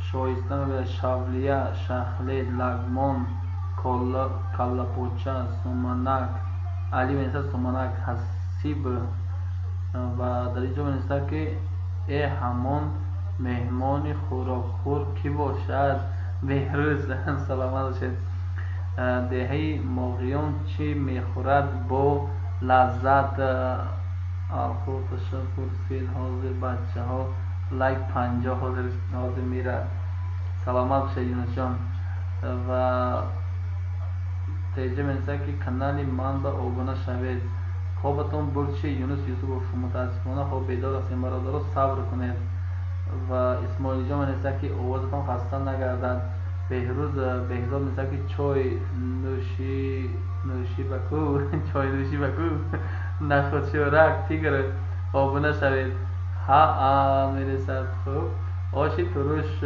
بغیله که افسهیدین متاسفانه کانالی ما بابونه شوید اینجا همه مخلصان انتظار جواب شمایند البته میگم موزی سلام خوش آمدید سوپر اسماعیل جان سلامت باشید آفرین رحمانم کرامت الله و فکرم پدر و مادرتان شما بسیار همی خوراک را میدهند احسن از شهری مسکو دیدوس سلامت باشید Manchki ولی جسکنچه نفهمیدم این اسمال جان حاجی آزاد شو یک عودتون گوش میکنید من بهروز بهزاد مستابه گرمیچ دویم بهزاد بهروز جان درسته لیکن از شما پیشتر کی پیشنهاد کردین نه رحمان پیشنهاد کرد جواب درسته دویم شما و تنظیم میدم سیومش با برادر ما سیوم برادر کی پیشنهاد کرد سیوم تیجه ارسین فرسون کی یکم رحمان درست فرسون و فتیر می نویسند اطالق قنچه می نویسند اینجا ترحلوام گل رخسار می نویسند که اطالق قیمه سلامان باشد آش برک و یا بچه فیروز و مگر سوال تکرار کنید خوراک دوست داشته مردم دهه یوره کدام است که برای مهمانان پیشنهاد میکنند خوراک خیلی خوش لذت است کوچه اوش تمام ملی دهه سوجینه می باشد و می‌نویسد که السلام علیکم اخوتنیک. خب عزیزان دل خوراک دوست داشته مردم دهه یوره که برای مهمانان میگذارد و این خوراک همچون خوراکی خیلی هم سبک و تیار می باشد که مهمانای اولی قدر به این خوراک آماده میکنند یارگی بچه‌ها است که همین سوال یک بار تکرار کنید خوراک دوست داشته مردم دهه یوره کدام است که هنگامی که مهمان به خانه شما بیاد این خوراک رو پیشنهاد میکنند به این سوال اولین شده مخلصی اصیلی رادیو صدای پنجکین رحمانوف کی کرامت الله بله رحمانوف کرامت الله پاسخ گفت جواب این خوراک بولذت خوراک قیلی می باشد خوراکی که قیلی نام دارد آنها در فلک ها در ظرف ها گرفته میمونند روز کرده میمونند اما روغن تگش کتی بم ازش شده میرسد بعد آن خوراک رو وقتی که مهمون به خانه میبیاد میبینن که در خانه و خوراک دیگه خوراک آماده کردن و وقت نمیشه یا خوراک آشپزن یا شوربا کنن وقتشون بسیار میگیره برای مهمون یک طبقچه و یا که در داخل کاسه چند تا المون قیلی استخواندارش میبرن میمونن مهمون از همون یک تا دو تا مزه کردن میخورد و برای رحمت میگه یک عمومی میگیرند و خسته میرن مهمون چون که خوراک دوست داشته مردم دهه یوره که قیلی نام دارد در یکان جا محبتی که مردم دهه یوره دارن این محبت داده نمیتوانند چون که خوراک قیلی خوراک اجدادی مردم دهه یوره به حساب میرود و یکمی مورد من برای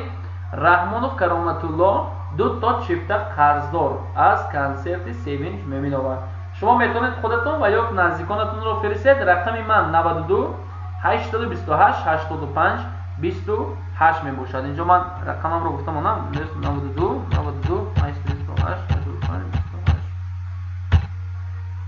28 همین رقم میتونید فرستید و وقتی شما به این رقم گفتیم انمان میفرستید ما شما رو قبول میکنیم و در اینجا باشد اکنون فهمونید وای خوراک چی چیزها دارد خوب و قیلی گرگ پیشنهاد میکنم سلامت باشید قیلی گوشت است گوشت لحم میشد استخوان میشد یک نمود گوشت میشد که گوشت از گاو میشد بز میشد گوسفند میشد آهو میشد از تمام جانوران نادر این گوشت از کپ میشد از خرگوش میشد و این گوشت رو در داخل دیگ میزربانن بعدا در فلک ها در ظرف های معین میگیرن و یک جای همون چخوری به سلقیم گذاشته میمونن که به مزه میایستد یکم وقت طعم خود را گم نمیکند وقتی که مهمان ها میبیان حتما این نمود خوراک با کمتر برای آنها پیشنهاد کنید و اکنون دوستان عزیز من باشم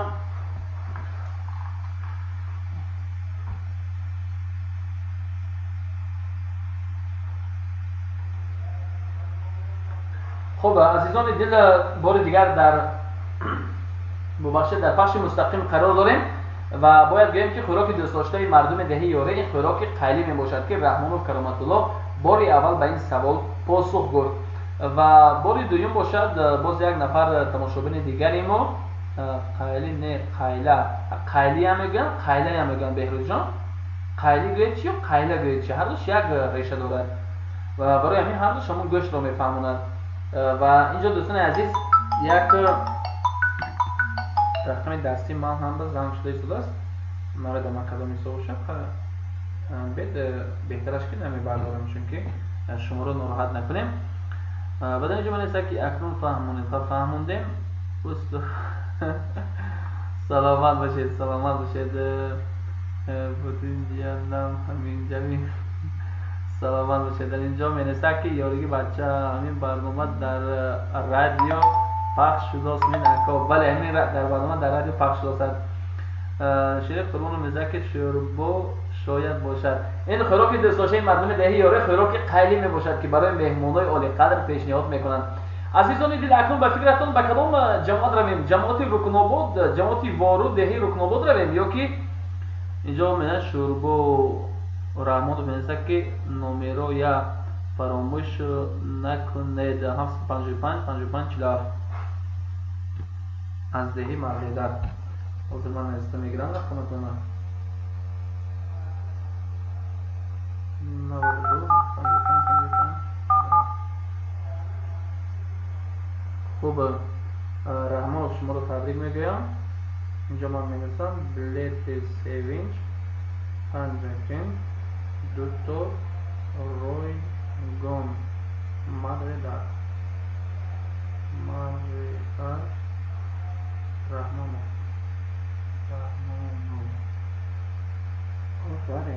шуд. Ман сабт карда гирифтам, метавонед ки ба гоҳ занг занед. хуб, як саволи шавқовар ба мардуми ҷамоати деҳотӣ гуфтем. Вору дар бораи суҷина чиза бошад? сари ҳама як гаранг кардидо. Саломат бошед. хуб, ба мардуми ҷамоати деҳоти Вору як саволи оддӣ ба ҳамаи шумо. Биятон як бор ба ҷамоати деҳоти Вору меравем, чунки ҷамоати деҳоти Вору дар минтақаи бисёр ҳам баландкӯҳӣ ҷойгир шудааст ва танҳо ҳамин як дусе деҳаш дар маркази атрофи Рукнобод, дигар деҳҳо бошад дар дохили кӯҳҳои сарбаҳро кашида ҷойгир шудааст. Савол чунин аст: мардуми ҷамоати деҳоти Вору бештар дар зиндагонияшон аз чӣ истифода мебаранд? мардуми ҷамоати деҳоти Вору бештар дар зиндагӣ аз чӣ истифода мебаранд? яъне кори доимии онҳо чӣ аст? чӣ кор кардан аст? онҳо бештар чӣ кор мекунанд? аз ҳама кори дӯстдоштаи мардуми деҳаи ҷамоати деҳоти Вору кадом аст? агар медонед, пас ба унвони барномаи мо ба рақами 1050 занг занед ва инчунин ба рақами гуфтем 92 828 65 28 смс паём фиристед ё ки занг занед ва инчунин лайк монданро фаромӯш накунед. инҷо менависанд ки савол ба деҳоти Суҷина аз Чӯпонӣ, аз Ҳезум. Саломат бошед. Ҳезум ҷамъкунӣ. Саломат бошед. мутаассифона ин гуна нест. ва дар инҷо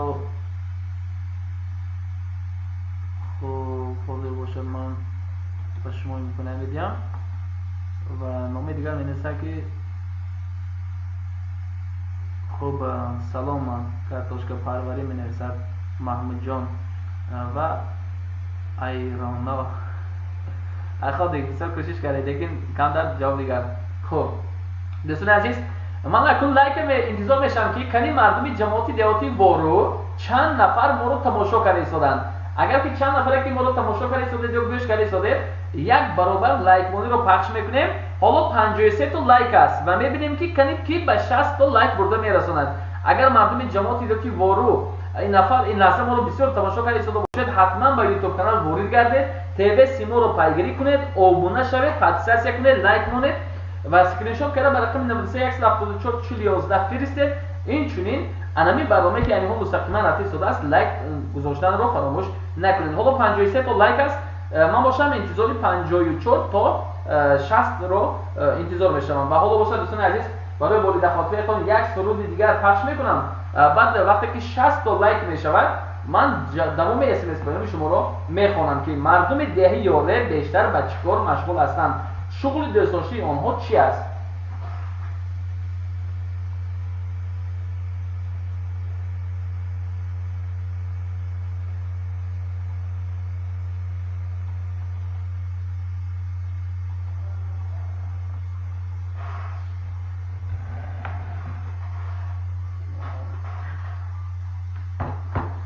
خب عزیزان دل اینک من باشم این حال انتظار 5 تا 86 نفر ما رو پیگیری میکنند در همه گوشه و کنار دنیا و من باشم این لحظه دوستان عزیز 60 تا لایک چرا 53 تا دیگران در کجا باشند چرا 54 نمیشد 55 نمیشد کسانی که 54 55 میکنند بعد من ادامه همین حرفای شما رو در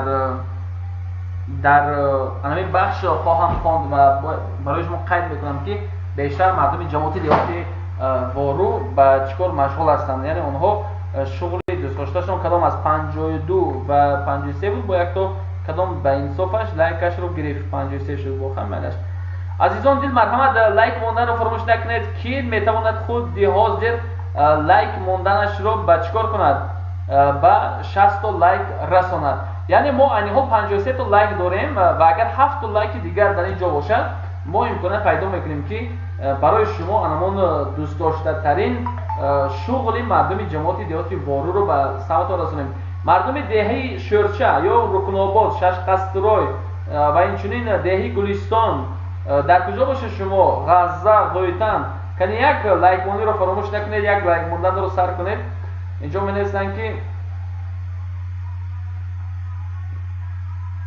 خب گل رخسار ینگم و برادرانم در فدراسیون روسیه سلام رسانید از تاجیکستان راوی محترم رولینگاب می نویسد برک شوربا مردم وارو کشت و کار کارتوشکا شنانی میکنند خب درست است لیکن جواب دیگر سلام رادیو شهر پنجکین مهمان ما خوب سلام علیکم شاهین اکش یک سرود یورک عمران شود یورک عمران این سرود است که باشد تماشاگران عزیز یورگومه نه یورگومه مانت شوم یلدوز گفتاست که یک لحظه پزمانت شوم پزمانی چشمانت شوم بلیت سوینج یک تا رایگان خوب سلام علیکم الو سلام علیکم برادر شب بخیر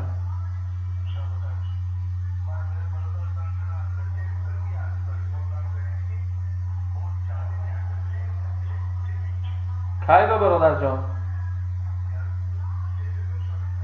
کدام اون آدم چی نام داشتن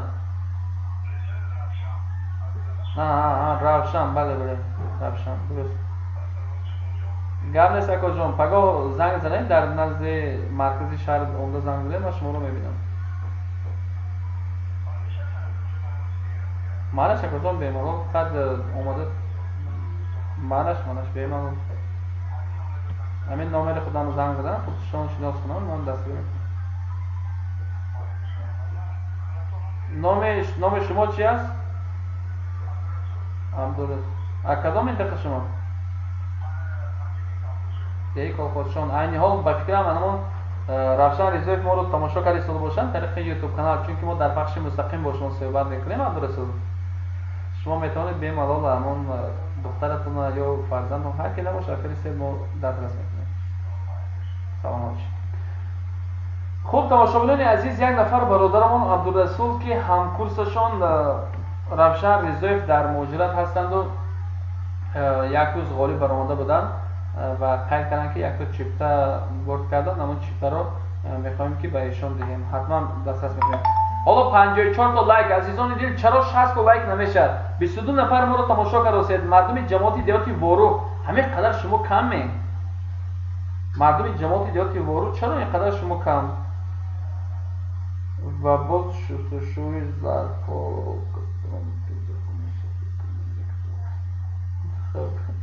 عزیزان دل مرحمت کنید زنگ ارتباط ما آزاد است گفتیم که چرا 54 تا لایک مردم جماعت دیهاتی وارو هستن این جماعت دیهاتی وارو چند نفر باشند اینجا معلوم میگردد که مردم جماعت دیهاتی وارو خیلی کم رادیو ما رو گوش کردن و از دیگر جماعت دیهاتا زیادتر از جماعت دیهاتی وارو چرا کم باشد 54 تا لایک عزیزان دل 21 نفر ما رو تماشا کردید باقی مانده شخصانی که لایک نموندگید حالا کنه یک لایک مونی رو سر کنیم و ببینیم که چند تا ما لایک میمونیم همگی ما چند کس میشیم اگر ما 60 نفر شویم من دوام اس ام اس ها رو میخونم بعدا به جماعت دیهاتی کجا میرویم؟ جماعت دیهاتی سوجینه خواهید سوجینه میرویم، به فراب خواهید فراب میریم، به ماغیان خواهید ماغیان میرویم، به اماندره خواهید اماندره میرویم، به لایق شرری خواهید به هر کجای خواهید شما ما به همونجا سفر میکنیم. پس عزیزان دل لایک موندن رو فراموش نکنید. همگی 6 دانی دیگه لایک بذارید 60 تا لایک میشد. بعد من همون ادامه سوالی که به شما پیشنهاد کرده بودم از گفتیم مردم دهه گفتیم مردم جماعت دیهاتی وارو یا خود جماعت دیهاتی رکن‌آباد امروز بیشتر شغلشون چی است؟ اونها چیکار میکنن؟ یعنی اونها از همه زیاد چیکار میکنن؟ مرحبا دوستان عزیز، خط زنگی ما آزاد است، فراموش نکنید با ما باشید و من این حال باشد و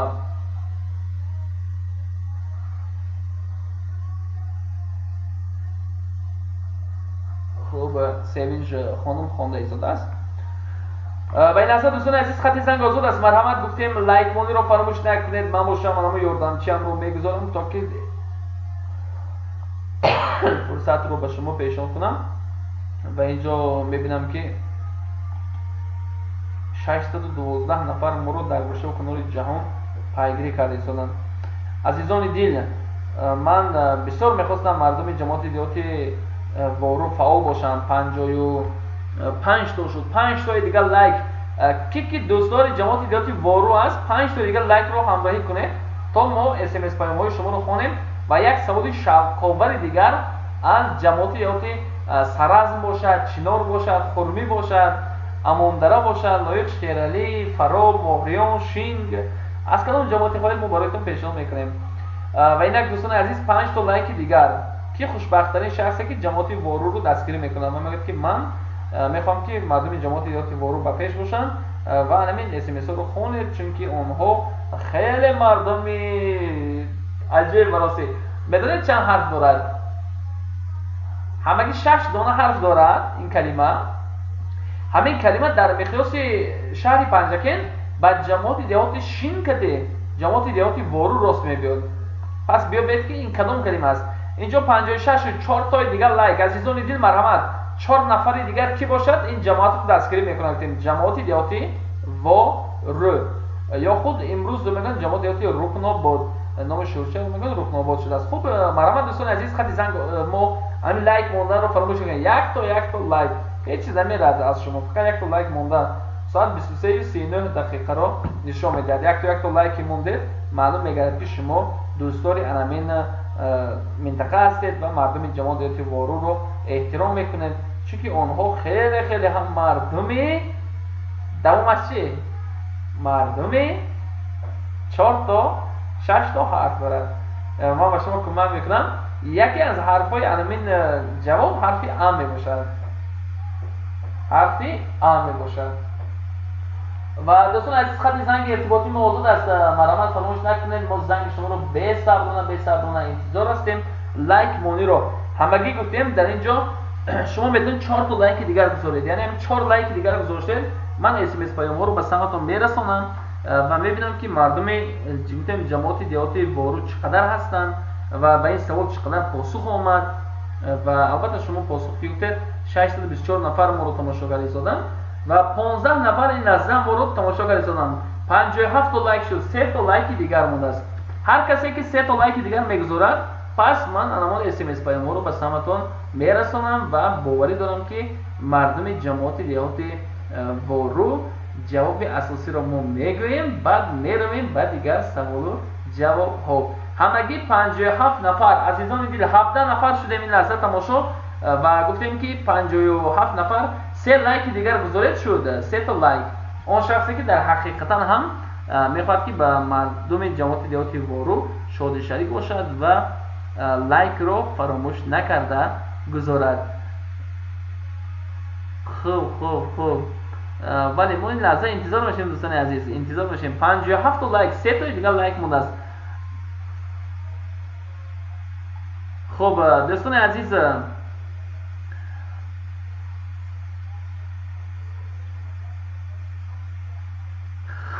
خب 58 2 تا لایک دیگر موند.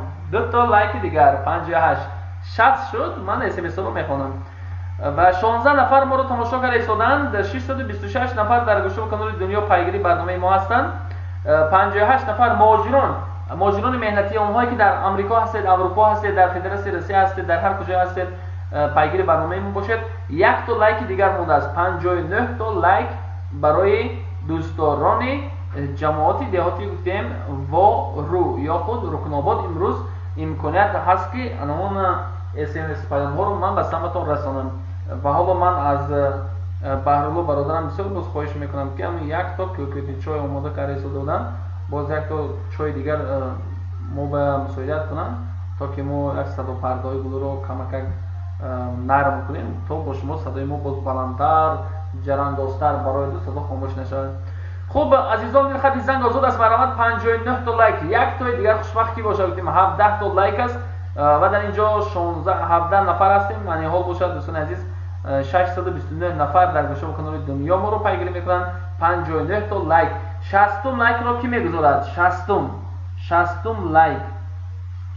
لایک را همون شخصی میگذارد که رادیو صدای پنجکند رو خیلی هم دوست می‌دارد و میگه که من برای صدای پنجکند همیشه آماده هستم که 100 تا لایک گیرم گذاشتم میگیرم، چون که من از لایک موندن هیچگاه خسته نمیشم.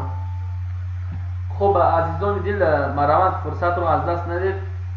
در اینجا ما باشیم فرصت به شما دادیم، پس از این فرصت استفاده برید، پیگیری برنامه ما باشید.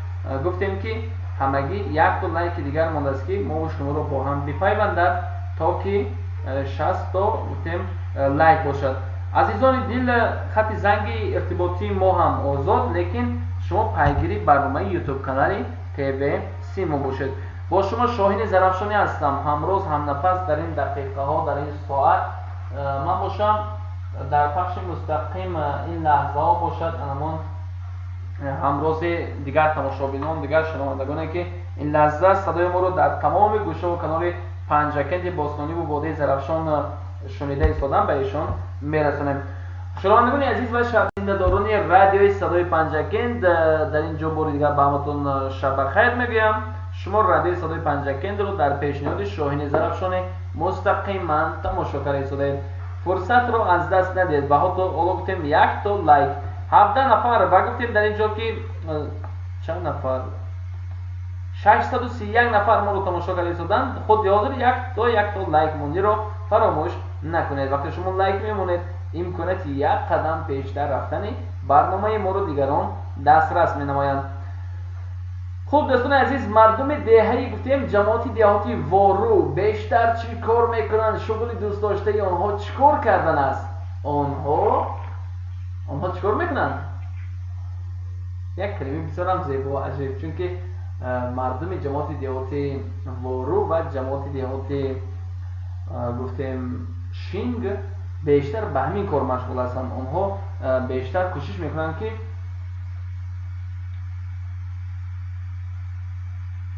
و همین نمودی کارا به سامان رسانند. و حالا 638 نفر ما رو پیگیری دارن، پس کوشش کنید که در پخش مستقیم این لحظه ما رو که پیگیری کرده سادید حتما همراز و نفسی ما گردید. 59 تا لایک. عزیزان دل، مرحمت یک لایک دیگر امکانیتی گذاشتم، ما میگذاریم به سوال دیگر. سوال دیگری ما خیلی هم سوال شوق‌آور است.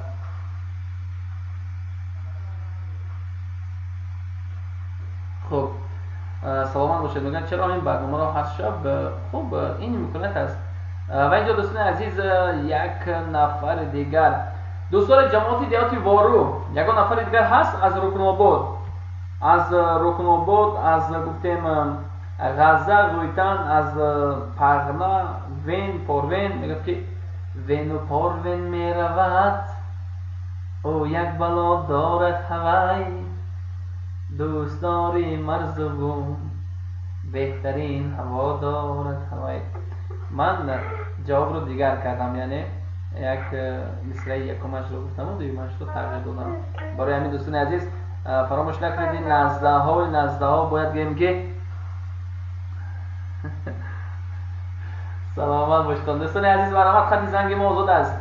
من میخوام که همه شما رو دعوت کنم باره به جماعت دهاتی وارو رفتم به.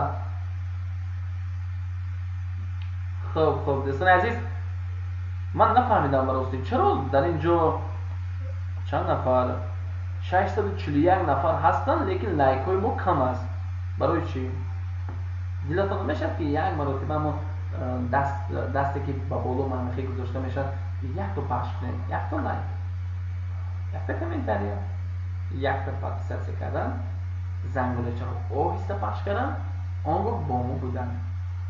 خوب عزیزان دل، خطی زنگی ما آزاد است. من براستی جماعت دیاتی وارو رو نمیدونستم که تا این قدر همه در فکر فرو میره، همه در یا خوبی همه برد می میبخشتم، چون که ساعت رو نگاه کنم ساعت چند است؟ 23:47 دقیقه. وقتی خوبی همه آمدن برای من خوابتان که برده ایزاده باشد خوبی خوش و بیدار بودگی ها استراحتی با فراغت. من باشم عزیزان دل، صحبتم را دوام میدیم. یک تا لایک از نام خودم میگذارم و SMS ها رو میخونم. در اینجا بله، در اینجا SMS پیام ها بسیار آمده است. می نویسن که ایران میگن متاسفانه. بهروز بهزاد می نویسه که رحمانوف کرامت الله از پنجرود می شما خیلی کسی به دیگه آدم سلام دیگه. سینباد می نویسه که چوپانی سلام برادر، نام شما چی بود؟ یوسف جان. نام من شاهین زرفشانی.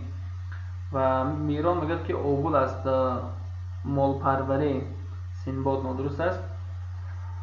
باغ پروری می نویسد یارگی بچه. دهقانی می نویسد خوب است بهزاد جان، لیکن وریان دیگر است و خود در اینجا نمیدونم خنده کرد یا گریه کرد باشد.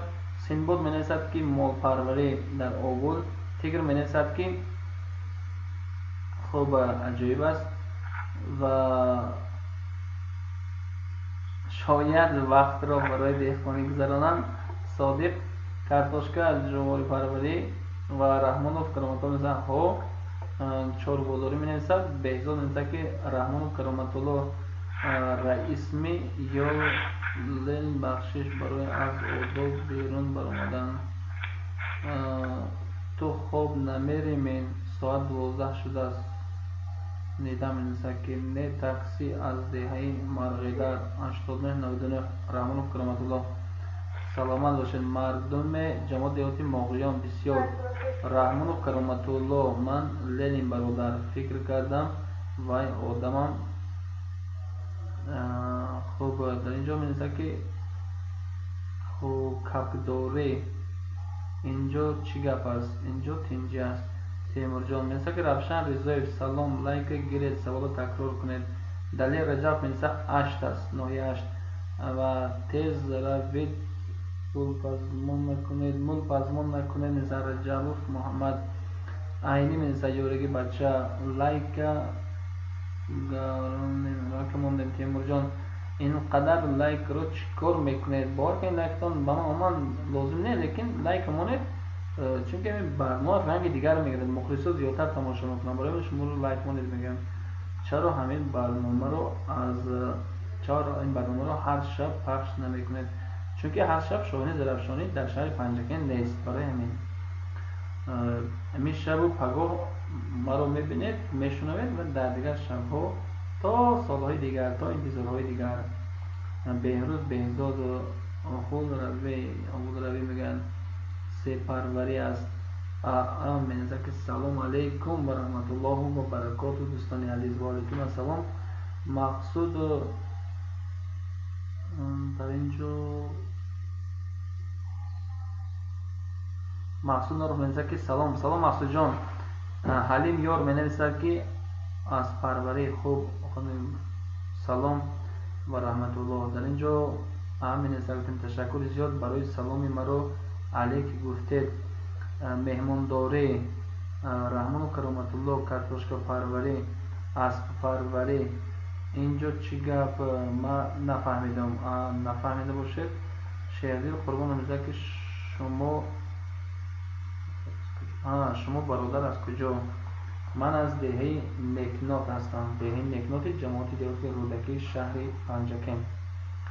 خب عزیزان دل، در اینجا جواب رو من به شما میگم. مردم جماعت دیاتی وارو بیشتر به مهنت کشی مشغول هستند. آنها مهنت میکنند، زحمت میکشند، عذاب میکشند، کار میکنند، مهنتی حلال کرده و زندگیشون رو با انمین مهنتی که از دستشون، از پاشون، از قوهشون به وجود میآید زندگی رو پیش میبرند.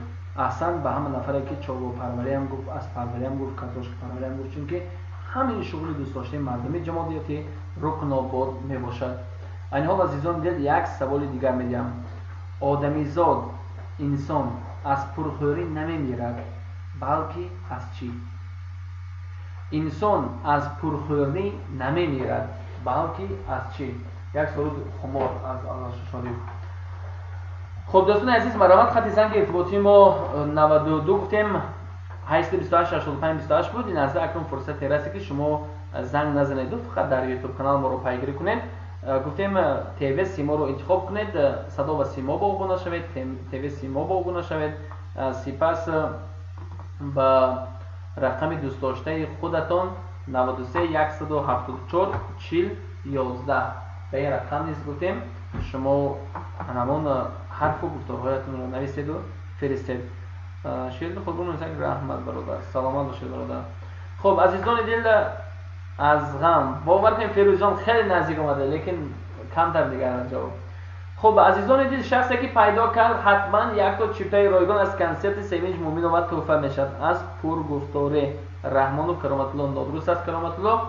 خط زنگ ما، خط SMS پیام ما، خط همین نامه های ما آزاد است. میتوانید پیگیر برنامه باشید و گویید که انسان از پرخوری نمیمیرد بلکه از چی؟ همین من جوان دختران، جوان پسران، مادران، پدران از پرخوری میگوید هیچگاه نمیمیرد بلکه از چی میمیرد؟ میدانید؟ بر رقم ارتباطی تیوی سیما ابونه شده، لایک موندن رو فراموش نکنید. 93 174 40 11 و فرستید. و اینجا می نویسه که از غم و اندوه، از پیمانی، از پشیمانی میگه، پشیمانی نیست. این از عزیزان دل یک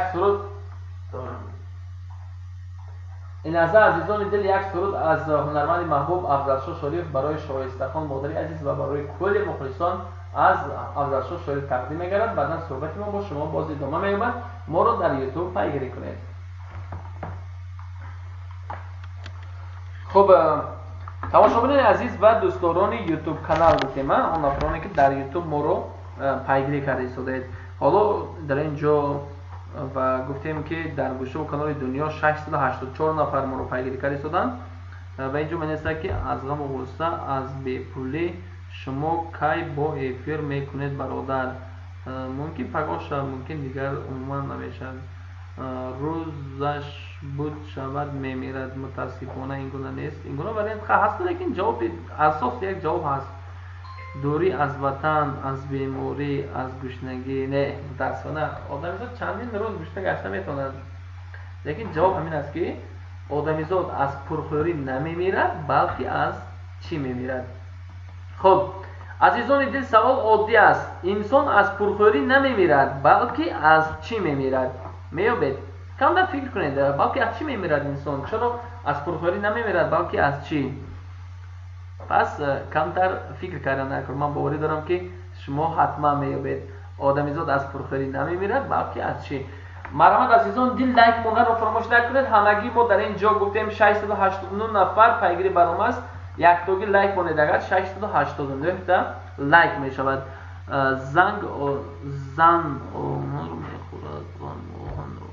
زنگ میگوید آهن رو میخورد، غم آدم رو.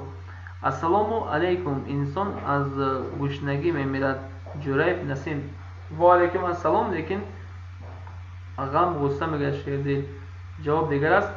از عجل این طبیعتا خودش، لیکن جواب اساسی دیگر است. 693 نفر ما رو این لحظات تماشا کرده شدند. عزیزان دل، خط زنگ آزاد است. مرحمت براستی همین چشم مونده میشه در نزد مانیتور همین کامپیوتر و من وقتی که همین اچکی رو میگذارم، یعنی یاردمچی چشم، این امکانه میده که کمتر یاردم کنه، لیکن به هر بابت باز مشکلی هاشم پیش میاد و میرسه که غم غصه است. تشکر. از اجل سلامت باشید. گل رخسار منیز گریه میکنن. گل رخسار میگه که گریه مکن گل رخسار، اشک به تو نمیزیبد. تو داری چشمانی خمار، اشک به تو نمیزیبد. زی وطن دور هستی اندر کنار خویش و تبار، به وطن باز بیایی اشک به تو نمیزیبد. خرسند باش ای هموطن، هموطنی تو همراز است. با شاهین زرافشانی دم ساز است. گوش کنی موج ما را و صدای ما را، از این موجی بلند پرواز همراز دل ما را. خوب میرسه که خداوند به در کار باشد جانشم میگیرد. روشن ریزوی سلام باشید روشن جان. لیکن شما حرف دیگه هم ندارید. اینجا سوال هم که آدم از پرخوری نمیمیرد بلکه از چی؟ جوابش یک کلمه است، بلکه از دوامش است. یکی از حرف این کلمه حرف ا می باشد. حرف ا را شما میدونید، گفتیم یکی از حرف این کلمه حرف ا می باشد. یک نفر نوشته است که خواب خوش ای هم نفس، بر تو بخواهم خواب خوش. خواب خوش ای هم نفس، بر تو بخواهم خواب خوش. خواب خوش ای هم صدا، بر تو بخواهم خواب خوش. تو زی من دوری و در شهر دیگر، من هنوزم انتظار آن رهبر. میگویم که نمی آیی دیگر، پس بگویم خواب خوش ای غمبر و رهبر. زنده باشید دادر عزیزم، همیشه سربلند و خانه آباد باشی. آواز فورمت خسته نگرد. سلامت باشی گلرخسار بانو. بهترین برادر جان روز که بود شد میمیرد. حلیم یار. جواب دیگر است. سلام علیکم موی گروت بنجیکن از اسپانیا. سلامت باشید برادر، زنده باشید. از مرگ است. تشکر شیردل. فیروز منیسک بیدیم که از گفته شد دوامش رو ننویسته است. 700 نفر ما رو تماشا کردن ایستادن. عزیزان دل 700 نفر این کم نیستن. در گوشه و کنار جهان 700 نفر برنامه ما رو پیگیری میکنن. و این از دوستان عزیز ما باشم یک سوال شوق‌آور دیگر میگم که انسان از پرخوری نمیمیرد بلکه از چی؟ این یک سوال. و یک سوال باز ساده تر دیگر. سوال ساده تر دیگر همین که مثلا شما میدانید که در همه گوشه و کنار دنیا همه چیز ارزش دارد. خرید و فروش میشدن، میخرن، میفروشن، سودا میکنن. لیکن یک چیز است که سودا کردن نمیشد. این نفس انسان است، این جان انسان است که هیچ کس سودا کردن نمیتونه. و اینجا گلرخسار می‌نویسد که عصب است از عمل. فیروز می‌نویسد که التماس برادر یک شعر برای غریبی خان خواهش میکنم. خب من از یک شعر غریبی خوانم، لیکن من شعر وزن قافیه‌اش که نمیخوانم، از خودم میخوانم. یعنی از غم و غصه. خیلی نزدیک است. عبدالله جان خیلی نزدیک است. بگم که من از کنار وطن دور هستم، من از کنار وطن دور هستم، پزمان وطن هستم. من از کنار وطن دور هستم، من پزمان وطن هستم. پزمان مادر و همسر و فرزند دلبند هستم. من تشنه آب رود زرافشان گشتم، پزمان چشم ساران زرافشان گشتم. کشتود و رود کشتود و آبهای فراب و ماهیان را دیده دختر، از شبکه اینترنت باز بیدار گشتم. من یاد تو میکنم ای وطن جان، نام تو بر زبان بیارم تاجیکستان. من خود را غریب حس نمی کنم بدان، زیرا که فرزند تویم در این روی جهان. تاجیکستان مادر دلشاد من تو هستی، در فدراسیون روسیه باشم هم تو به من دل بستی، من به تو دل بستم، تو را دوست داشتم پنجکنتم. زیب دنیا گشته با رودکی و لایق با امیدم. رودکی گفته بود گر بر سر نفس خود امیری مردی، بر کور و کر نقطه نگیری مردی. لایق چی گفت؟ لایق گفت با دو چشم خیره بین نوری کوهستان مادرم، شعله از آتش پرستان مادرم. مادرم را یاد کردم مادرم. همسرم را یاد کردم همسرم. فرزندم را یاد کردم، باشد او جان و جیگرم. پدرم را یاد کردم، زیرا که او هست سرورم. با دعای پدر و هم مادر مهربان، من کنون در شهری غریبه مهنت پرورم. مهنت بکنم گر ساعتی و روز و هم سالها، به یاد زندگی به انتها. عمر من بگذشت چند ماه و روز و هم سال در اینجا، پزمان دیدارت شدم ای مادر جان به انتها. تو دست به دعا بردار و طلب ز آفریدگار کن، تا مسافر بچت باز بیاید هوشیار. با همان نان گرم و چپاتی و شیرچایت، پیشواز گری در دم در همیشه با چشم انتظار. من تو را یاد کردم مادر جان، من تو را یاد کردم ای پدر جان. من شما را یاد کردم عمک و خاله و تقا و پادشاه. من شما را یاد کردم خواهر و برادر و بهتر ز جانم. من شما را یاد کردم فرزندان شیرین زبانم. من تو را یاد کردم تاجیکستان مادری بهتر ز جانم. لایقت گفته بود چشمه هایت چشمه شعر و سرود، قله هایت صدر پیغام و درود. خاک پاکت ساعتی بود و نبود. تاجیکستان کشوری من، مادری من، مادر جان پروری من. فیض الله انصاری فرموده بود که بوسم همه عمر چهره پاک وطن، بالم زی وفای خلق بی باک وطن. با مهر دیار قهرمانی بکنم، بر دیده من سرمه شود خاک وطن. انوربک ابو نصر محبت تو را ای پنجکندی باستانم چنین گفته بود همچو گل باشی شکوفان پنجکند، مسکنی مردان میدان پنجکند. بس که هستی زادگاه رودکی، مشعل نظمت فروزان پنجکند.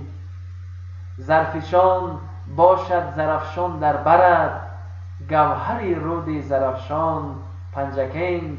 گوید انوربک دیده حسن تو، ای نگین تاجیکستان پنجکند.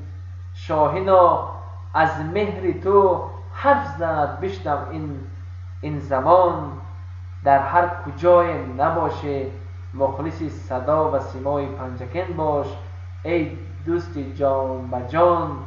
همیشه تنصیحت و خانه آبادی نصیبت باد ای هموطن.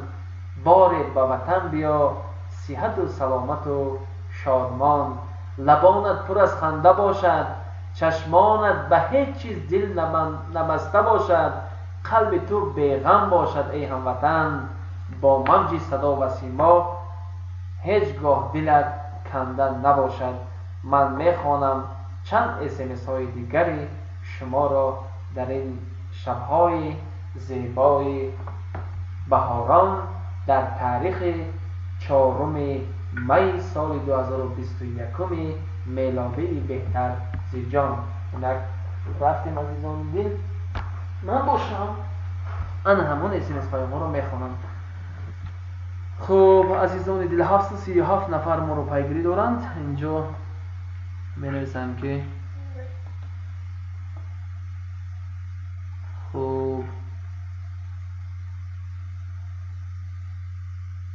سلام عذاب است، از غم و غصه است. التماس برادر یک شعر غریبی بخونید. از غم و غصه سیدا عزیز می که سلام عذاب است. و علیکم السلام. گلرخسار می نویسد که علم است، تشکر. و سبینه ایدی می نویسد که سلام علیکم. و علیکم السلام سبینه خان. شیرلی قربان علیف می نویسد که پیشکی رحمت کلام. و علیکم سلام سبینه ایدی. و در اینجا می نویسد که من از 2013 از وطن دورم. من از 2013 از وطن دورم. تشکر، خدا نگهبانتان باشد. I love you پنجیکن فیروز بیبیب. عبدالله مخلوق می‌نویسد که من 2 سال شد برادر دورم. کجای باشین در پناه الله باشین. عبدالله مخلوق می‌نویسد که من 2 سال باشد. اینجا می‌نویسد که اکا یک بار دیگر سوال گویید. آدمیزاد از پرخوری نمیمیرد بلکه از چی؟ همه غریبان خدا نگهبان باشد. رحمان و کرامت الله. یک جهان تشکر برای سرود. اکام زنده باشید، هیچ وقت آوازتان خسته نباشد. خداوند نگهبانتان باشد برادر جانم. سلامت باشید. سوال چی است؟ سوال تکرار کنید. سلامت باشید.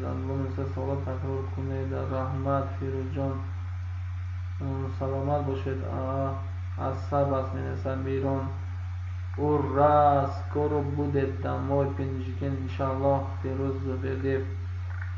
حلیم یار می‌نویسد که آفرین بهترین دلم آب گشت برای وطن پنجیکن. دنیا میدیا بهترین وقت. رحمت اکای جان باشید دیا. سلامت باشتم. خداوند نگهبان همه شما باشد. میگیم که در هر کجای نباشید رحمت اکای جان باشید دیا. منظره تیجی می‌نویسد که سلام از نام فرهاد از مسکو به همدیاران پنجکند و دیهی باغچه. سلامت باشید برادر، زنده باشیدتان. همگی 62 لایک است و 745 نفر در این لحظه ما رو تماشا کردید. من باشم یک تا کوکوتی چای می‌نوشم تا که اما صدا های گلو خستگی رو احساس نکند و با شما صحبتمون رو ادامه دهیم. و اینجا می‌نویسد که آدم از پرخوری نمیمیرد، از عصبانی میمیرد.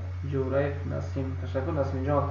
یک سوال، مثلا بعضی ها بینید که زنها از شوهر جدا میشن، بعضی دختران یاش آیله‌دار میشند و یگان شکست و ریخت‌های زندگی که غم میخورند، عذاب‌ها و عقوبت‌ها به سرشون میآید. بعضی ها در همه حالت خود را چقدر احساس میکنند. پدرشان هست، مادرشان هست، برادرشان هست، خواهرشان هست، دیگه خود را بازم چه احساس میکنند؟ تنه کی مییابد؟ اینجا می‌نویسند که آدم از پرخوری نمیمیرد، از عصبانی میرا. می‌نویسد که الها تا جهان باشد تو باشی، زمین و آسمان باشد تو باشی. تشکر. دنیا می‌نویسد که با کانال سبینه ایدی استبشست و کردم برادر. آدم از نفسی بد میمیرد. آفرین گلوخسار، نریختن هم درست است.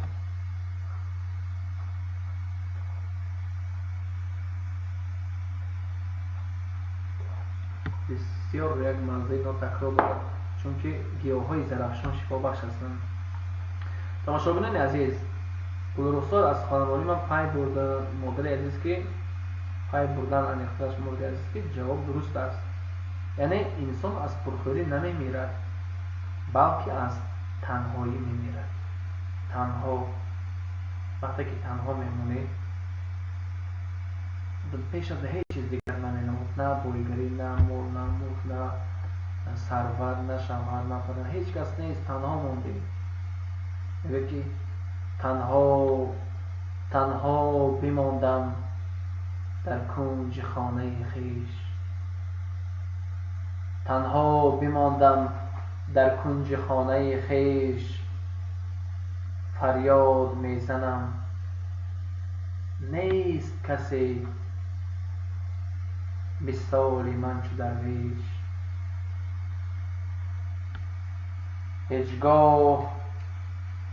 هیچگاه مخند به حال دل زار من، هیچگاه مخند به حال دل زار من، که تنها ماندم با آفریدگار خویش. آنی که مرا چشم به عالم بگشاد، مادر بود و رفت از این دنیا با دلی شاد. آنی که سری مرا روی زانویش سیله می کرد، رفت زیبرم به دنیای دل خویش. گهی برادر گفتم و خواهر و همسر، کنون همه رفتند به منزل‌های خویش. یکی فرزند گفتم و اندر غمش گریستم، اینک تنها ماندم در کلبه خویش. کسی نیست صدای دل مرا گوش کند، کسی نیست حرف دل مرا فراموش کند، کسی نیست به داد دل من لحظه رسد، کسی نیست دست کمک به سویم برد، کسی نیست از این کلبه تنهایی رهایم کند، کسی نیست از غم و اندوه بی بهایم کند. من هنوزم تنها در این دنیا، فقط امید دارم از او تا مرا برد پیش آنها، تا بدانند پدر و مادر که من آمدم به دیدار آنها. من هنوزم تنهایی مرا می کشد، تنهایی مرا وجود مرا پاره پاره می کند، تنهایی مرا نمی گذارد که لحظه لبخند زنم، تنهایی مرا نمی گذارد که خرسند شدم. آه از این لحظه دیدار، وقت چه کوتاه و بی نصیبی است.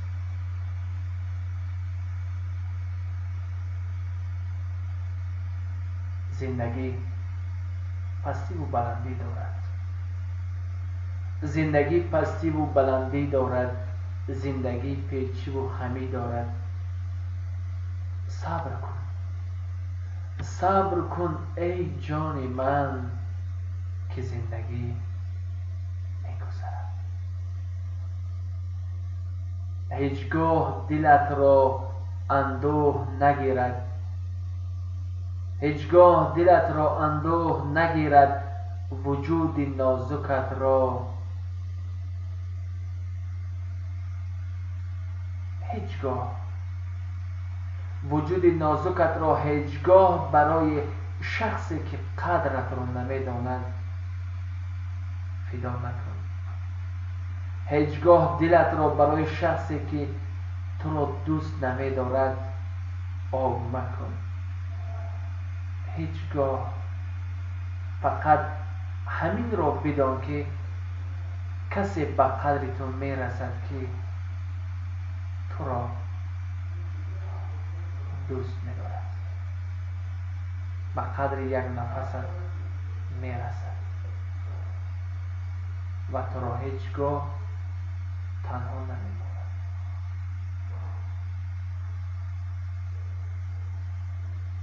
هیچگاه در هر کجایی که تنها میمانید شکر کنید، صبر کنید و هیچگاه قلبتان را غمگین نکنید. هیچگاه وجودتان را زخمدار نکنید. طلب زی او کنید تا به شما راهنمایی کند، تا به شما راه درست را نشان دهد. زندگی چیست؟ چیزی است که به اون می‌نگریم. زندگی در صدف خویش گوهر ساختن است، در دل شعله فرو رفتن و نگداختن است. محضر زنده دلان خواب پریشانی نیست، که زمین خواب جهانی دیگری ساختن است. عزیزان دل، خودتان را دوست دارید، خودتان را احتیاط کنید. پدر و مادر تکیه‌گاه هستند. آنهایی که پدر و مادر را از دست دادند، بگذار روحشان شاد باشد. آنهایی که پدر و مادر دارید، آنها را دوست دارید. به قدر پدر و مادرتان برسید. و آنهایی که پدر و مادر حالا نشده اید و عائله جوان بنیاد کردید، امید میبندیم، دعا کنیم که خداوند به شما فرزندان سالم هدیه کند تا پدر و مادر گردید. به قدر هر یک نفس رسید. خواهر و برادر، دوست و رفیق، خاله و عمک و تها و عمه یافت می شود. فرزند و همسر هم یافت می شود. اما پدر و مادر کتی خود شما یافت نمی شود. انسان قیمت است. ما یک مرتبه آمدیم، دیگر عمر ما تکرار نمی شود. پس این عمرتان را غنیمت گذرانید. این عمرتان را شیرین گذرانید. عمر انسان قیمت است، لیک در بازار نیست. میگوید که عمر انسان مثال محصولات نیست که در بازار خری و یا فروشی. عمر انسان قیمت است، لیک در بازار نیست. بی ثمر بردن ورا در زندگی دشوار نیست. ما خواهیم نخواهیم عمر ما میگذرد. امروز که 4 می است، پگاه 5 می. دیگر در تاریخ عمر ما 4 می سال 2021 بر نمیگردد. 4 می می آید، اما روزش دیگر می شود. 4 می می آید، سالش دیگر می شود. 4 می می آید، عمر ما می گذرد. در طبیعت فصلها تکرار یابند از دیگر. امروز که فصل بهار است، تابستان می شود، تیر ماه می شود، زمستان می شود، باز بهار می آید. باز در تاریخ 4 می سال 2022 شاید شاهین هم نآید. شاید با شما در این دقیقه ها همراز نباشد. ببینید که تکرار نمیشد وقتی ما با شما. پس در طبیعت فصلها تکرار یابند از دیگر، لیک عمری رفته را در حیات تکرار نیست. عمری که رفت تکرار نمیشه. امروز که ما 100 سال داریم، سال دیگر ما کلام میشویم. روز میگذرد، سال میگذرد، عمر میگذرد.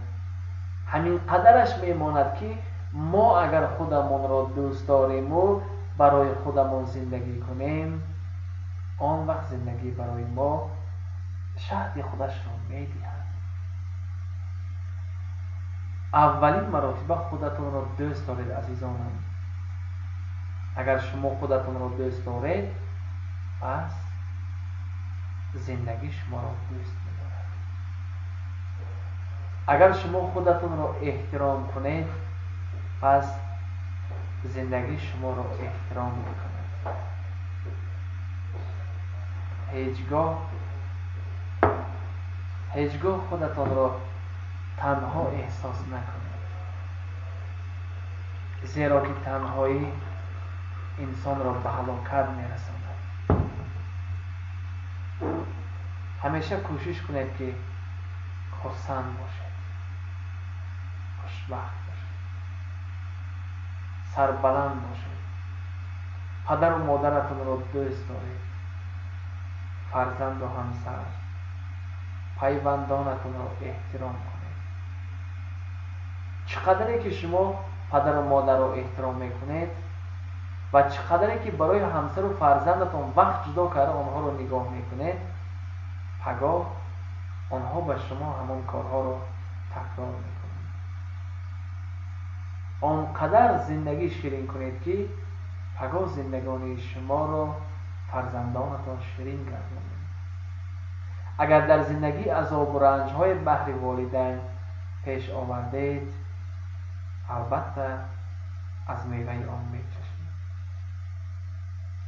و شما باید در هر کجای نباشید از پدر و مادر اگر دور باشید زنگ زنید و بگید که مادر جان، پدر جان، من شما را دوست می‌دارم، من شما را یاد کردم، سلامتیتان خوب هست، اهل خانواده‌مون نغز هستند، در دهمون چی نویگری ها هست، در شهرمون در وطنمون چی گونه پیشروی ها هست. دعا کنید پدر جان و مادر جان روزی فرا میرسد و به نزد شمایان میروم. همسر و فرزندان من نغز هستند، جگربندان من کلان شده ایستادند، آنها پدرشان رو یاد میکرده باشند. یک بار در نزدتان باشد گوشک تلفن را به فرزندانم دهید تا بپرسم که جگربندان پدر، نبیره های شما پدر جان و مادر جان کلان شده پدرشان رو یاد میکرده باشند. آه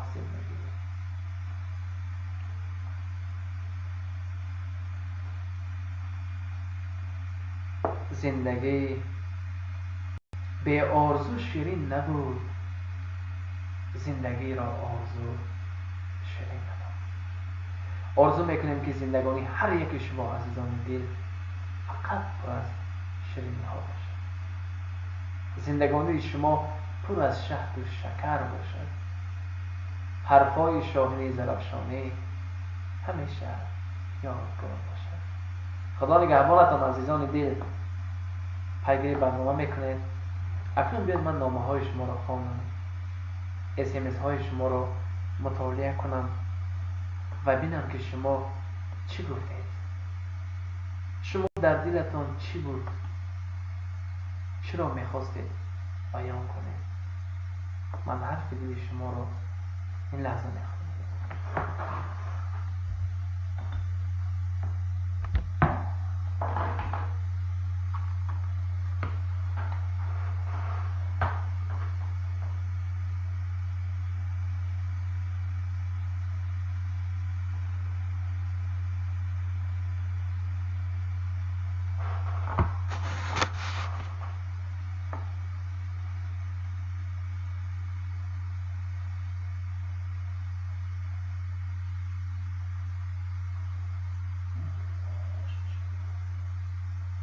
خیر، در امان خدا باشید. خداوند نگهبانتان باشد. شبتان خوش و میگویم سلامت باشید به شما نیز.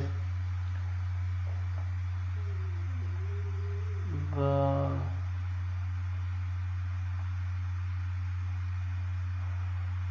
چی به رادیو به نیو فقط یوتیوب شما برادر.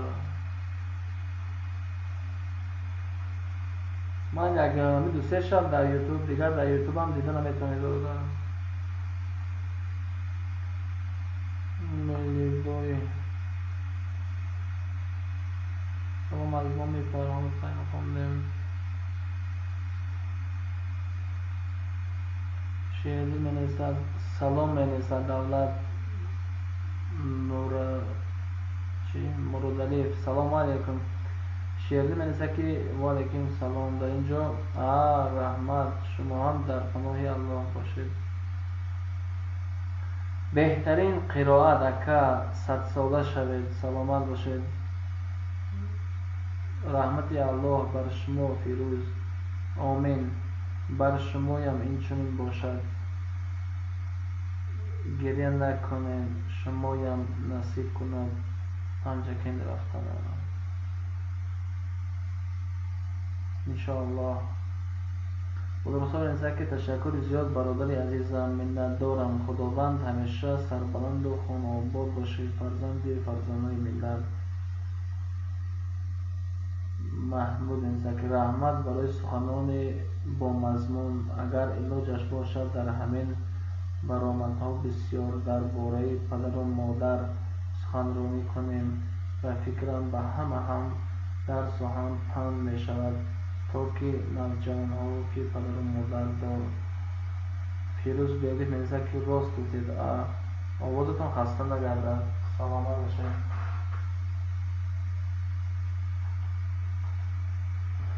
خب عزیزان دل شنوندگان همیشگی رادیو صدای پنجکین روز شب بخیر. و اینجا 812 نفر ما رو پیگیری دارن. اسماعیل جان است که آوازتان خسته نگردد. سلامت باشید برابر. و در اینجا باز یک بله و می نویسم یک نامه دیگر. راست گفتید اکا بهترین اسماعیل جان. ممنون از که دارند در زندگیشون قدر کنیم. پدر و مادر گوهر نایابند و در اینجا البته پدر و مادر میوه نایاب است. وقتی من پدر و مادرم را از دست دادم بسیار تنهایم. پیروز بیادش که خوش روز مادرم، دلسوز مادرم، گنج یگانم، خورشید و خاورم، مادر جان. با کدن من هم آبانه شوید اکا جان مگر اسماعیل جان ایدی. شیرین است که رحمت کلام برادر شیرین هر روز تکرار شود بهترین میشد. خداوند صبر دهد شما را. آمین آمین. چخیلی که حافظ خوش آواز از شاه می سوید به دولت آن کسی است که مادر ندارم. شبتان خوش. مهربان شاه می نویسد. شیرخان معلوم است که همه شنوندگان رادیو سیما به سلام باشید. عزیزان دل علی حال 819 نفر ما رو در یوتیوب پیگیری کرده سودند و به همتون تبی بالیده چهره خندان لبان پرست تبسم میخوام. خوشبخت باشتون، سربلند باشتون، اطمینان باشتون و آنهایی که نزده ها در اسماعیل جان انسان تشکر زنده باشید. آنهایی که نزده ما رو پیگیری میکنید عزیزان دل از منج 105 FM باشم و خط کرده که چه نشم چون که نفس گیری رو سبب نگرداند. ساعت 12 شب است و میبینم که خب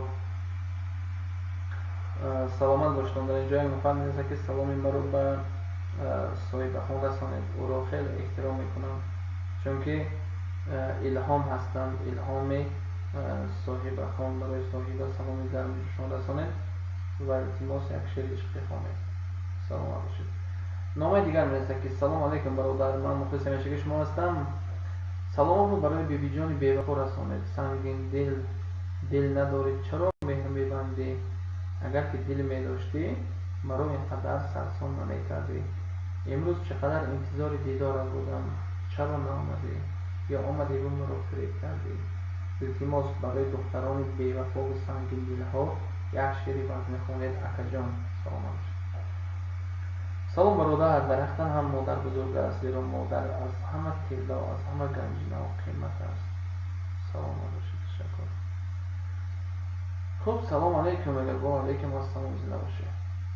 خب عزیزان دل رقم 92 828 85 28 رقمی است که اسمس پیام های شما را قبول میکند. میتونید اسمس نویسید. سلام جواب چیست؟ مینویسد حکمت الله حلیم یار. مینویسد هر سحر میخیزم و یادم به یادی مادرم. شب خوش همه با شما هم شب خوش. سلام سامی من رو به کلی پنجه کنتور رسانید. حکمت و رازیه خوب آواز پس میگه شیخ میراد، چون که من خودم پس کرده باشم برای همین. خب عزیزان دل، همین نامه‌هایی بود که تا این دم به سمتون رسانیدیم و اکنون فرصت رسیده است که زنگ‌های شما رو به رقم 92 828 85 28 قبول میکنم. کوشش کنید که زنگ زنید و فراموش نکنید که کنسرت سیمی مومین آقا سنه 15 می ساعت 12 در ورزشگاه مرکزی شهر پنجکه میگذارد. همه شما رو به این برنامه دعوت میکنم. بیاید استراحت کنید و همیشه خوشی و خرسندی نصیب شما گردد. خودتون رو احتیاط کنید زیرا ما همه شما رو دوست می‌داریم.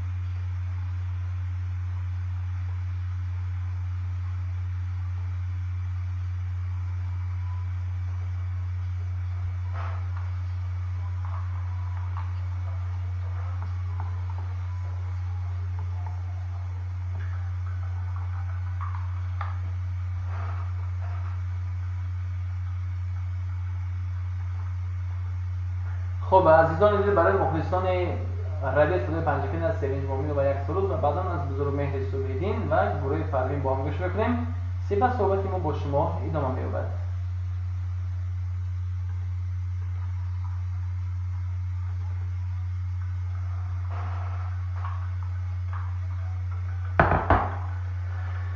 این حال 834 نفر برنامه ما رو پیگیری کردند و گفتیم که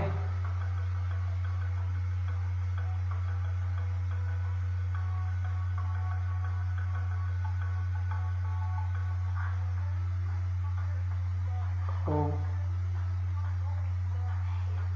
تشکر. خب عزیزان این خط زنگ ارتباطی ما آزاد است. مرحمت همگی 9 نفر 10 نفر ما رو دیده ایستادند و اینک کوشش کنید که لایک موندن رو فراموش نکنید. و حالا من نوشتم که السلام علیکم و رحمت الله و برکاته. الهام رجب و علیکم السلام. میرام مثلا ای دخترک سفیدکی بوی بهار. خب میرام سلامت باش. سلام. خب عزیزان دل و حالا 838 نفر ما رو پیگیری دارند و یک سوال شرط خورتر دیگر میدیم و همین برنامه رو جمع بست میکنیم. سوال شما راضی هستید که برنامه رو جمع بست کنیم؟ اگر راضی باشید مرحمت یک لایک رو پخش کنید که ما راضی برنامه جمع بست شود معنیش. اگر راضی باشید جمع بست میکنیم، نه اگر گوید که نه صحبت میکنیم یک چیزی نوشته میسیم خرسند میشیم. ما کوشش میکنیم که برای شما امکانات دیم تا که همراه هم نفس باشیم. شعر میگه که نه میگوید خود سلامت باشید. یک نفر نمیگه دیگرها چی؟ دیگرها بس کنه بهتران به فکر شما. هم کی که راضی باشد یک تا پخش کند، کی که راضی نباشد فقط خاموشی اختیار کند تمام. کی که میخواهد پلوس ماند نخواهد مینوس ماند. گفت که نه خواب میدیم خوابمون برده ایستاده است مینوس ماند. اگر خواهید تا سر ما امروز شما میشیم پلوس ماند. این انتخاب از شما است.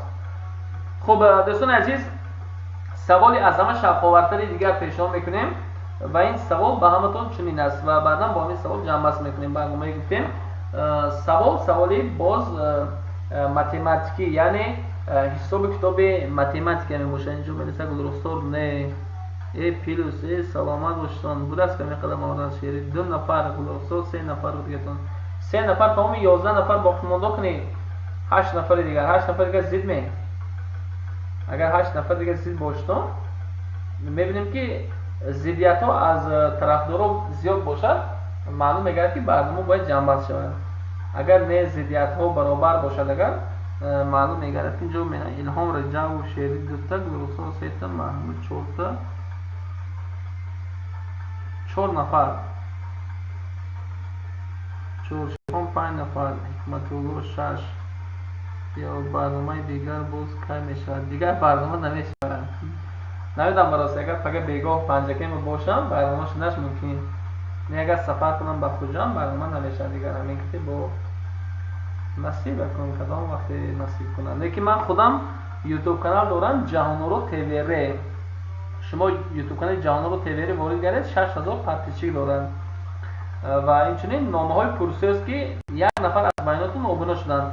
نامه های پرسش بیاد یک بار همین عزیزان دل، همین گلرخسار، الهام رجب و شیرخان، حکمت الله، حلیم یار، یک بار همین نامه های پرسش هم به آبونه شویدون. هیچ گپ نه، از شما هیچ نمیرد. یک بار پرسش میکنید، کامنتر هم مینویسید، لایک میگذارید و من بعدا وقتی که در بخش مستقیم میبرم حتما برنامه ما رو طریق یوتیوب کانال نامه های پرسش و یا که جهانورو تیوی شما تماشا کردن میتوانید و طریق تیوی سیما هم تماشا کردن میتوانید. همون وقتی که من در شهر پنجکین باشم، اگر من اساسا در خوجند زندگی میکنم و این لحظه یک سوال بسیار هم شفاور دیگر گفتم برای شما. سوال شفاور همین که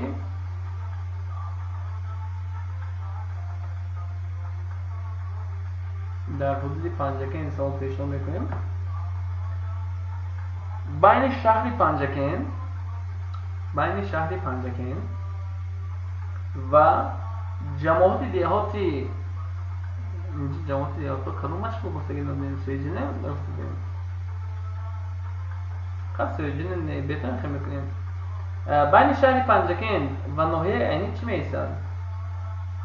بین شهر پنجکین و ناحیه عینی چی میایستد؟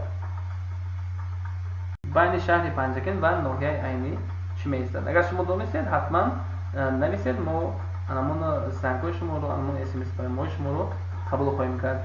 بین شهر پنجکین و ناحیه عینی چی میایستد؟ سوال خیلی هم ساده. اینجا بنویسید که سلکه همون کانال پرتوی نامه پرسوزو دوزه. خب بهرالله جان و من خواهش میکنم که همین سلکه رو به شما فرستم. در همین بالاتر همین نامه ها سلکه نامه پرسوز هست، لیکن بهرالله جان از یک بار دیگر برای شما میپرتم میگذارم و شما در آنجا آبونه شوید. نام به زبان انگلیسی اگر نویسید، به زبان تاجیکی هم نویسید نامه های پرسوز. اگر نامه های پرسوز نویسید میبرد حتما.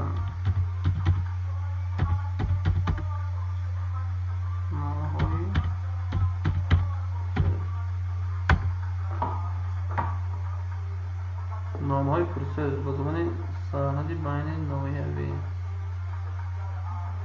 راه دریا درفشان، دریا، نامه های پرسوز سرحدی بین ناحیوی. درفشان نمیاد چون درفشان از مخصوص سر میشه. سوال رو با دقت گوش کنید. بین شهر باستانی پنجکین و ناحیه عینی چی میایستد؟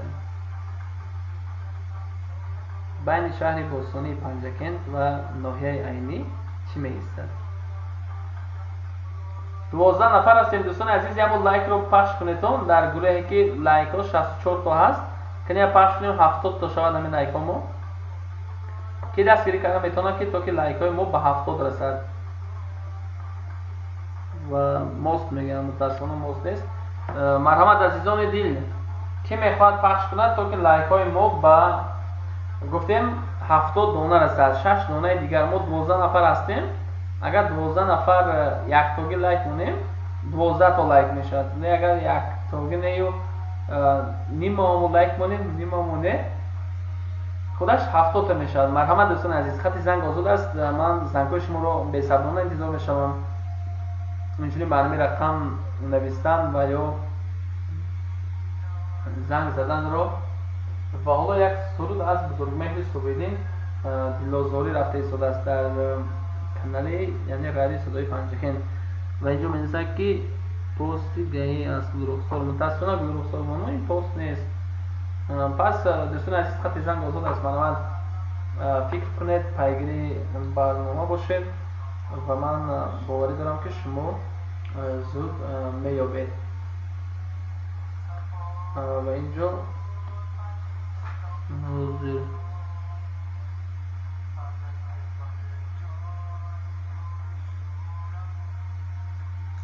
фалак бар ҷони пуршӯрам гуфта бузургмеҳр сурухонов. хуб азизони дил, инҷо менависад ки чӣ хел дуюмбора лайка биҷиқем. Гулрухсорхон, дуюмбора лайка ҷиқида натонед, номҳои пурсед ва обуна шавед. ва шиёрдил инҷо менависад ки Форвонов кӯҳ меистад. мутаассифона байни Панҷакенду айни деҳаи Рукнобод не, мутаассифона барқам нест. хуб боз чӣ? боз чӣ вариант гуфта метавонед? байни шаҳри бостонии Панҷакен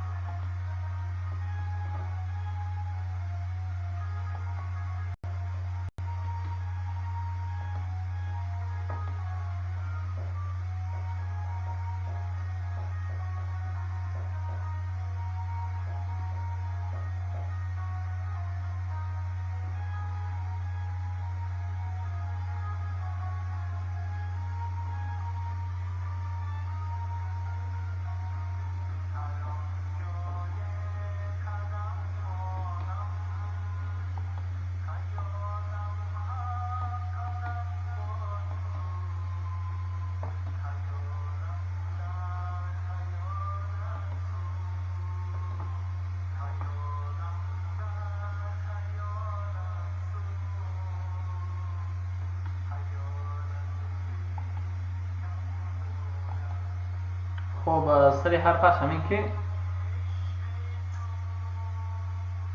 یکی از حرفش حرف آ،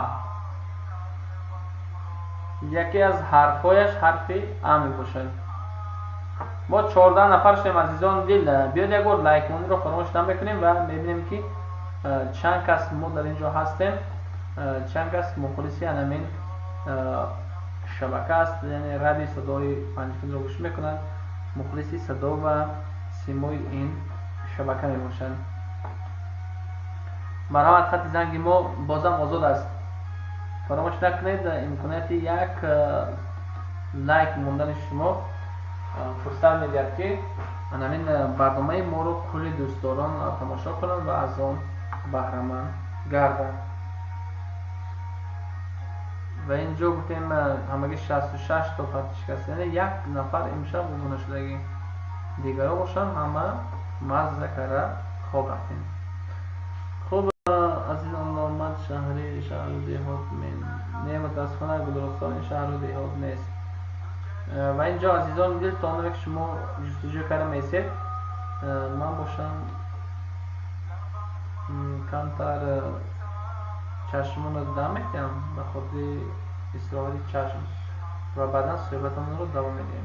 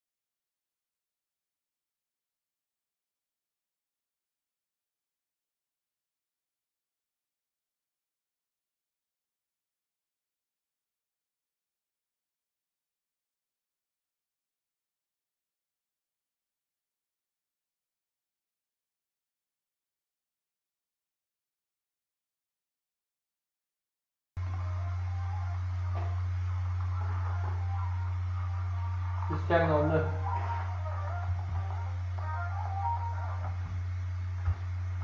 خب عزیزان دل، مخلصان اصلی رادیو صدای پنجکن، بار دیگر شبتان بخیر شادی بود. این لحظه برای بازدید خاطرتان با چند سرود دیگر میگذاریم و بعدا صحبت ما باز ادامه می‌یابد. پیگیری برنامه ما بمانید.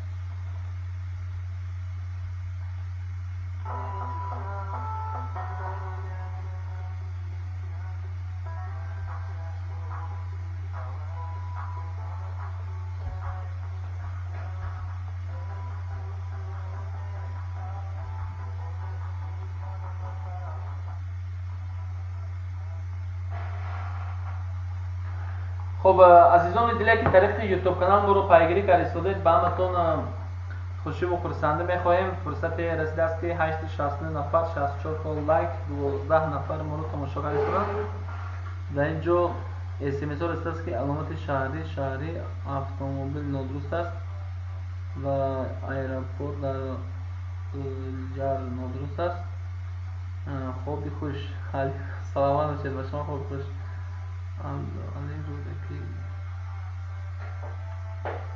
ابو علی رودکی ابو علی رودکی میگن درست. محمود فکی جماعت گلرستان جماعت متاسفانه گلرستان جماعت نیست. خب عزیزان دیگر خط زنگ ارتباطی من بار دیگر آزاد است. فرصت را از دست ندید و این لحظه من آماده هستم که همان SMS پیام های شما رو خوانم و زنگ های شما رو قبول کرده باشم. کوشش کنید که در برنامه ما از همه فعالتر خود شما باشید. سوال چنین بود که بین شهر پنجکن و ناحیه عینی چی می‌ایستد گفتیم، لیکن شما جواب درست پیدا نکردید. من با شما جواب رو گفتم میگذارم. ابر میگم متاسفانه جواب درست پیوندکی و می‌ایستد. یعنی گپ در روی جمله رفت که بین شهر پنجکن و ناحیه عینی چی می‌ایستد، یعنی پیوندکی پیوست کننده و می‌ایستد. خب عزیزان دل، همین پیوندکی پیوند کننده و گفتیم برای شما این جواب درست بود. و یک سوال دیگر پیشون میکنم. این سوال بازم ساده تر است برای شما. سوال خیلی و خیلی هم ساده است. چه سوال مثلا میگه که وقتی که باران میبارد باری اول چی تر میشود؟ وقتی که باران میبارد باری اول چی تر میشود؟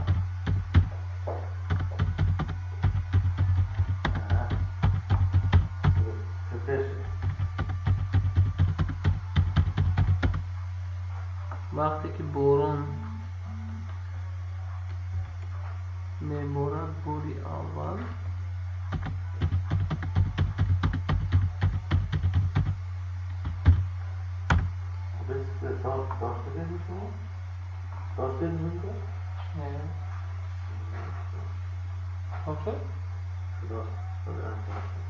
خب عزیزان دل، سوال چنین است. وقتی که باران میبارد باری اول چطور میشود؟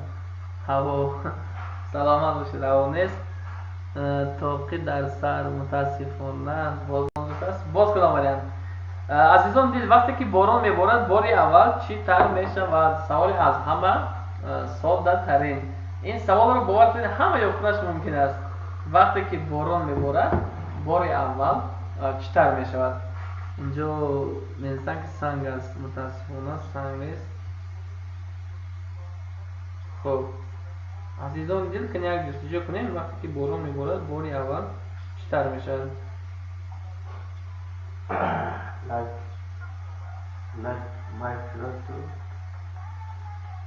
خب در اینجا 64 دوستان عزیز، نمیدونم نفره که موندگیم یک لایک موندن رو فراموش نکنید. گفتیم یک ببینیم که کنید لایک ما از 64 به 70 میرسد یا نه. همینش نتیجه است. درست کنم. عجیب همین یک شده. خوب در اینجا می‌نویسد که سنگ تر میشد، زمین تر میشد، زانتیک تر میشد، هوا تر میشد. نادرست است. با چه دو کس بیدار دیگر خواب بفکرم. یکی میران بیدار، شاکر بیدار، گلرخسار بیدار، 3 کس بیدار. دیگر رو کنید عزیزان دل، دیگر رو. دیگر شخص در کجا باشن؟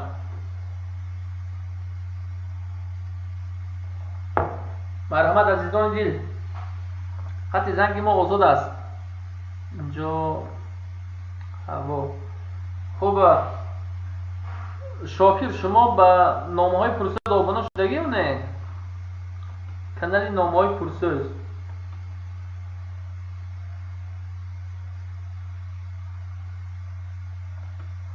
و شاکر به فکرم آبانا شدگی نیوله.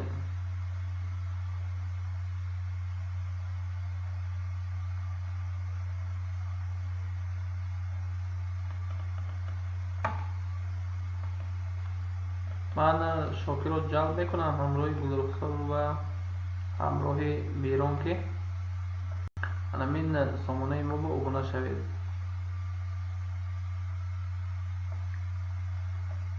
و در اینجا منسد که سبزه منسد، کوه منسد، نادرست است. بله بینی نادرست است، نمیدانم کجا فرستادم.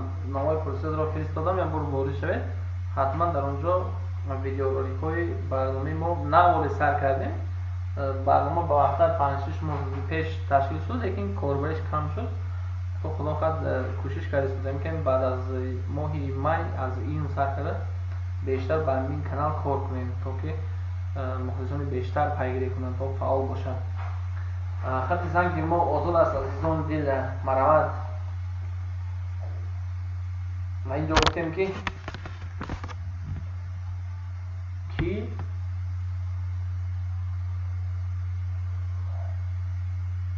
راسته خوابی منم کم گرفت. همین چای خوابم بارم چی؟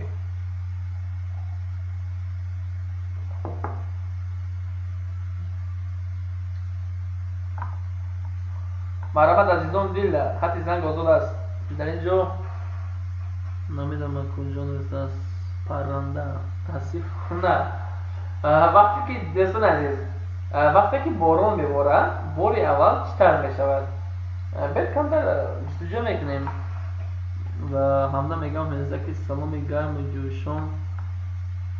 جوشان مرا بپذیرید شاهینک و صدایتان خسته نگردد. برگان درخت و گل مینیسد گلرخسار. متاسفانه محمود جان خیلی نزدیک آمده، لیکن جا دیگر شفر مینیسد میران شکر تاری درخت. متاسفانه خیلی نزدیک، لیکن جا دیگر است. عزیزان دل، وقتی که باران میبارد باری اول چطور میشود؟ هم نگاه کنید که باران از آسمان میبارد، هوا سیاه میشد، آسمان هوا میگیرد، بعد قرر میشد، چشم‌ها میزنند. همین وقتی که باران سر کرد باری اول چطور میشود؟ باری اولین باران بسیار جوابش عجیب است، شوق‌آور جوابش است. وقتی که باران میبارد باری اول، مثلا یگان درخت اگر تر شد، کدام درخت مثلا اولی مراتبه کدام درخت تر میشد، بعد دومش درست است نادرست است جواب خیلی رفتن میگرد. و نه فقط فکر شما هست اینجا که وقتی که باران میبارد باری اول کدام درخت تر میشود. این خیلی هم ساده، خیلی هم به موارد امکانات است که کمتر اگر شما جستجو کنید، کمتر فکر کنید، پیدا کردنتون آسان‌تر میگردد. اینجا می‌نویسن که شپیر است، طوری درخت است، ابر است، اکسیژن تر میشود. فرزانه بهرامی. نه متاسفانه باز دیگر برند. مرحبا عزیزان دل، وقتی که باران میبارد باری اول چطور میشود؟ من سال دادم. وقتی که باران میبارد باری اول چطور میشود؟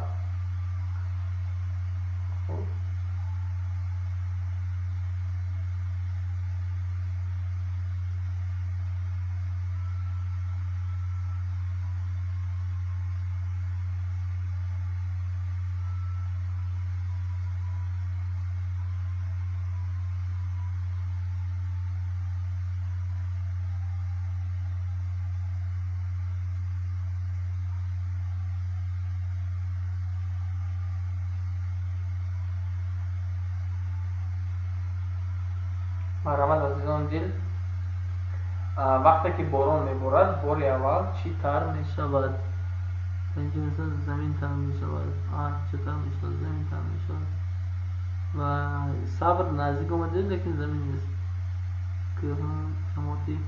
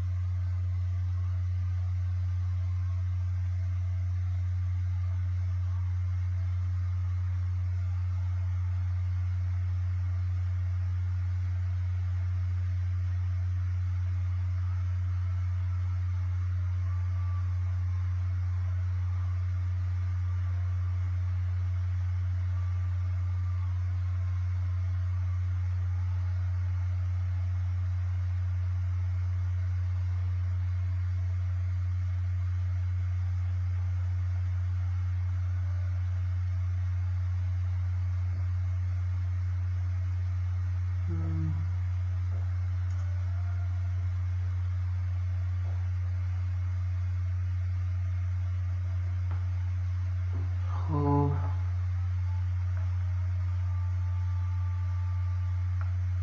هرچه میگویند درست است. درخت سفیدار یک سوال شما در الهام رجب. سلام علیکم.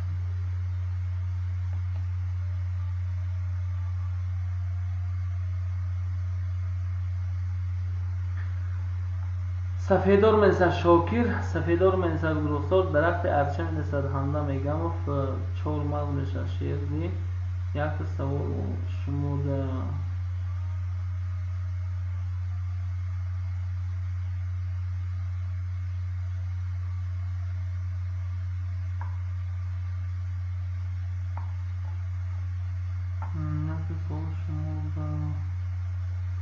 درخت سفیدار ارچه زمین تر میشود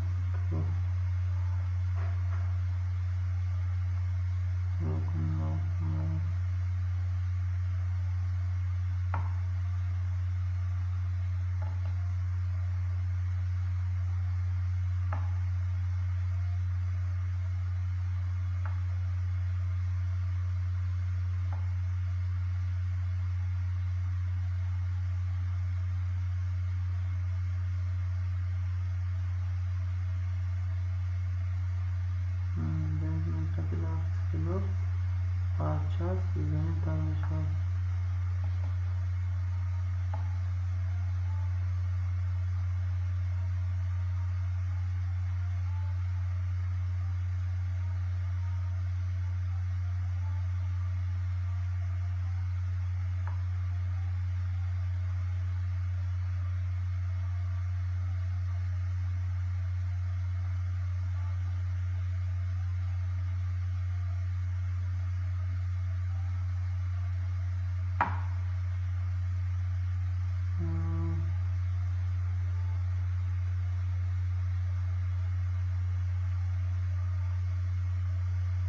درختی که در آسمان می‌گیرد همیشه خاک‌تر میشود.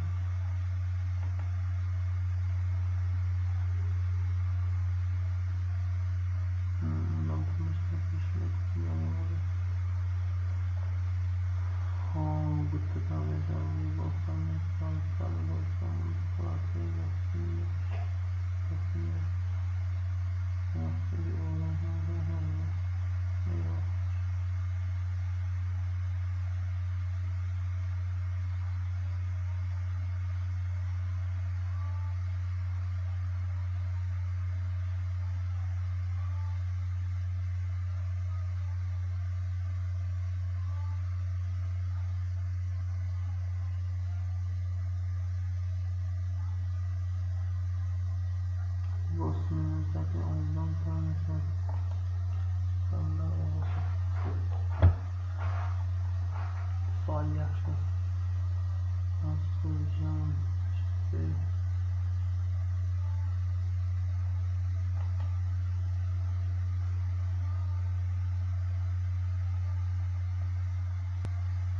بله خوبم شکل دریا تر می شود آوای سلام از ذهنی آقای فرمان شمال تر می شود میگه اکو خوبتون گرفته ایستاده است یک تا کافی کرده زنید سلام فرمان سلام علیکم سلام میرانش سلام من آبیاری سلام باشتم دوستان عزیز 15 نفر در یوتیوب پیدا شدتون احسن و اینک هم 15 نفر یک بار همون لایک مونی رو بکنید فراموش نکنید بکنید یک لایک مونی که از 65 با 70 میرسد برنامه هم من خیلی وزنیم از چندین ساعت ها که با هم هستیم برای این مونده میشه بودم و حالا که شما بیدار هستید برای من یک لحظه برای بولده ها که شما برنامه بودم سادم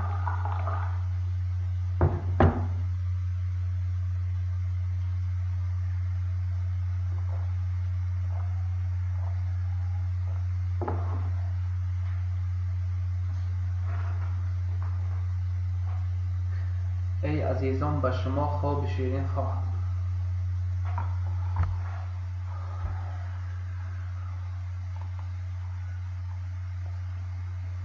66 شده است کنید 4 دیگه لایک مانیم 70 تا شود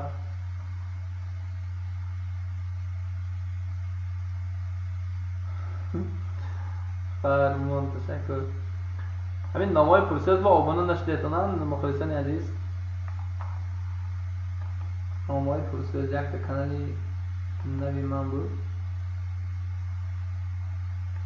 و گفتم وقتی که آبانو میشه از بین شما کدام نفراتون نامای پرسیز با آبانو شدگیم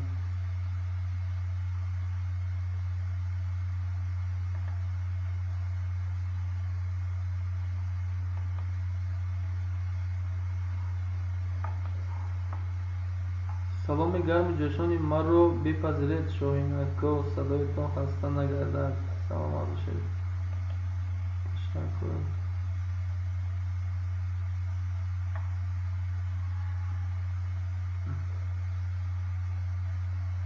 برگان درخت گل شیفتر تار درخت ابر اکسیژن تر می شود سفیددار درخت یخچال چهارمغز یک سوال شما به نام رجب و درخت سفیددار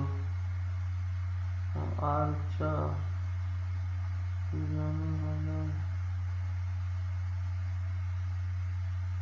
100,000 سومون به کلاکری کنشتی 100,000 سومون به 100,000 سومون تو $1,000 می 90,000 سومون با یک ریال کرو 545 میشد یک خانگی چکار باز که یفته میشه اینکه دو خانگی هم بعضی آدم یفته شد فرزانم به وقتی که بارانی بارد همه چیز با بدتر میشد آفرین فرزانم درست است وقتی که بارانی بارد همه چیز با بدتر میشد با سال لباس می عادت تر میشود ایخ جمع همه جمع شکر برده تر میشود هوا از ذهی سلام از ذهی آری شمال تر میشد اخو خوبتون بسیار خوب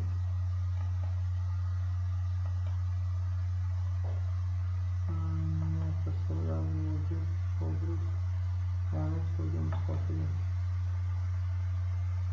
مسلمان تنه شما چی نامش نامای پرسش من پنج باشم باید باشم بازم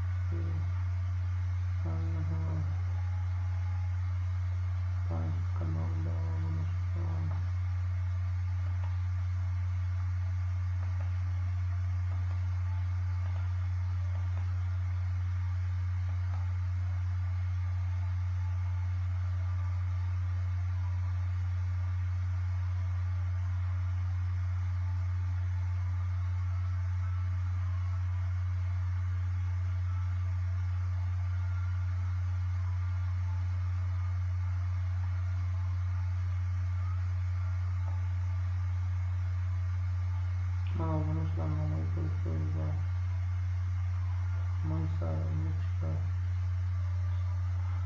سلامت باشتم، تشکر.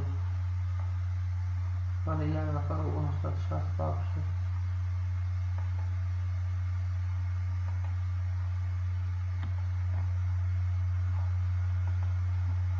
مکتوبش نکستم بوده 6 نفر.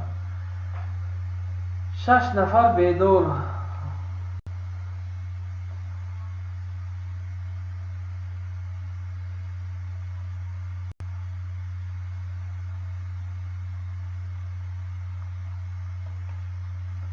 تشکر جواب این سوال ما پاسخ گرفتیم.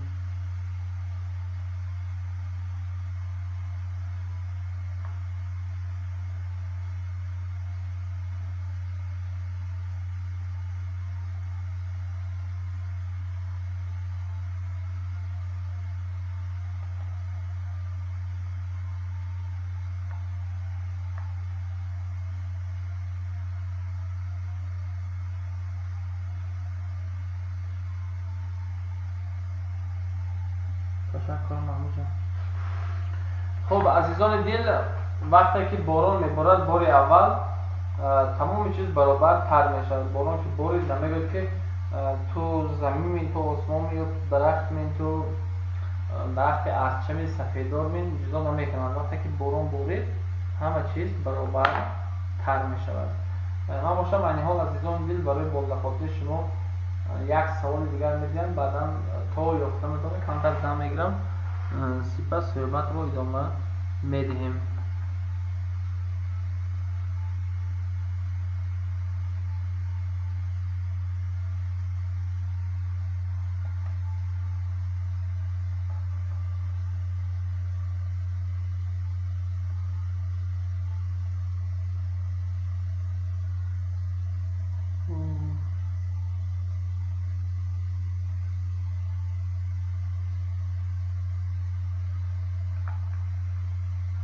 خب عزیزان این سوال همین گونه است برای شما.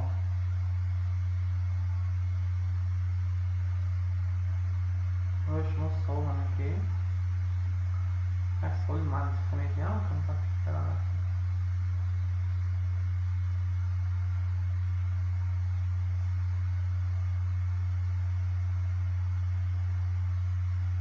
سوال منطقی اساسا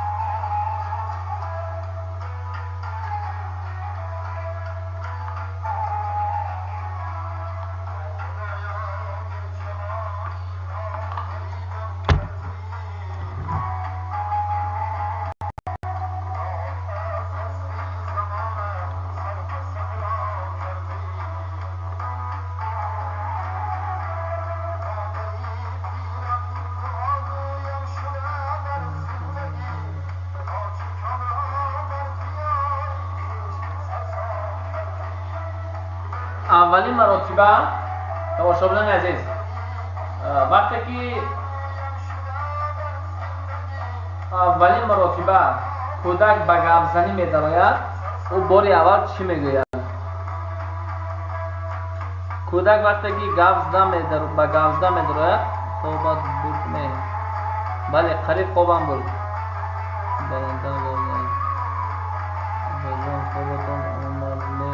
چی آوردتون پس شد. توجه بدین عزیز. گفتیم که وقتی که کودک با گاو زدن میدروید باری اول چی میگوید؟ باری اول نه باز یک سوال ساده تر دیگر. سوال ساده.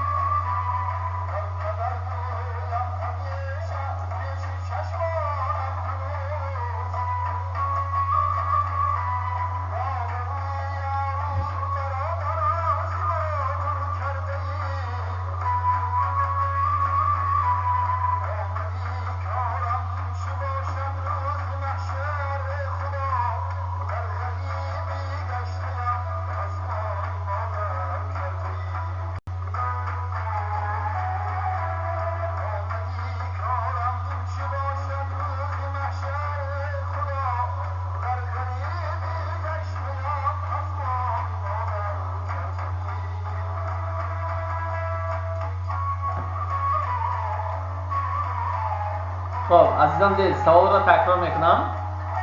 وقتی که کودک گویم گاوزده میتونه خیلی اولین کلمه شو نگویم یافتن تون سب خیلی‌تر میشه. وقتی که کودک گاوزدن سر میکنه او در یک روز کدام نمودی عمل رو بیش از 300 مرتبه تکرار میکند. کدام نمودی عمل رو در یک روز بیش از 300 مرتبه تکرار میکنند.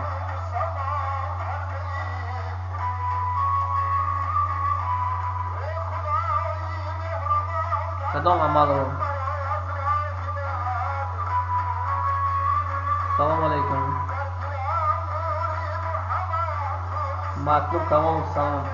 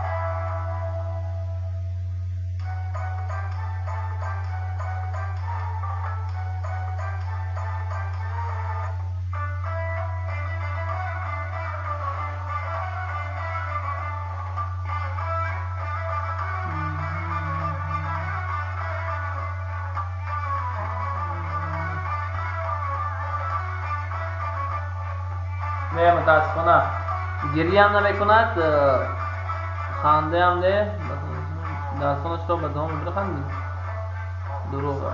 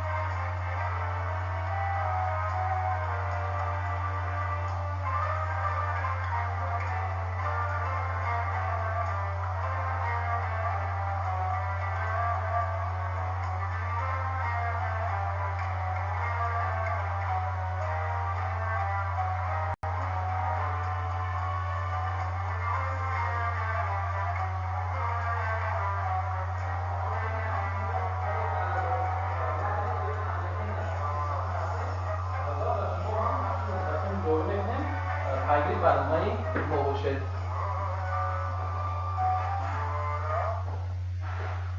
خب تماشاگران عزیزی رادیو صدای پنجکین، اینک فرصتی رسید که شما برنامه ما رو همچنین طریق یوتیوب کانال جهانورو تیوی نیست تماشا کرده میتوانید عزیزان دیل.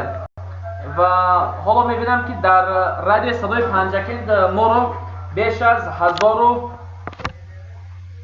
و در اینجا 1017 نفر در رادیو پنجکین ما رو 1017 نفر در رادیو پنجکین گوش کرده ایستادید. و اینچنین میتوانید در یوتیوب کانال جهانورو تیوی نیز ما رو در پخش مستقیم نزد تماشا کنید. یعنی امکانیت است که در پخش مستقیم ما رو از گوشه و کنار جهان امکانیت تماشا کردن رو دارید. حالا در شبکه گفتیم در اینجا در شبکه جهانورو تیوی می نویسند که سلام، بله خورشید می نویسد که سلام علیکم از مسکو به استرافشان. و اینچنین بچه غریب می نویسد که السلام علیکم شاهین زرافشانی و علیکم السلام. و اینچنین مونیس می نویسد که من مقصد الله هستم. خورشید می نویسد سلام علیکم از مسکو به استرافشان. و اینچنین بچه غریب می نویسد که السلام علیکم شاهین زرافشانی و علیکم السلام. کنی رحمت الله در مهمانخانه هستند. در شهر پنجکین ما قرار داریم برای گذراندن برنامه کنسرتی سیوینچ مومینووا. و اینجا اینچنین دوستان عزیز در رادیو صدای پنجکین و تیوی انیخترش تیوی سیما، در تیوی سیما نیز ما رو آنلاین مخلصان جهانورو تیوی در سیما نیز ما رو تماشا کنید. تیوی سیما آنلاین. و اینجا می نویسند که حضور من یه بار اینجا خونم کنی که چی نویستند برادران ما در برادری عزیز ارکین شهری مادرش در اینجا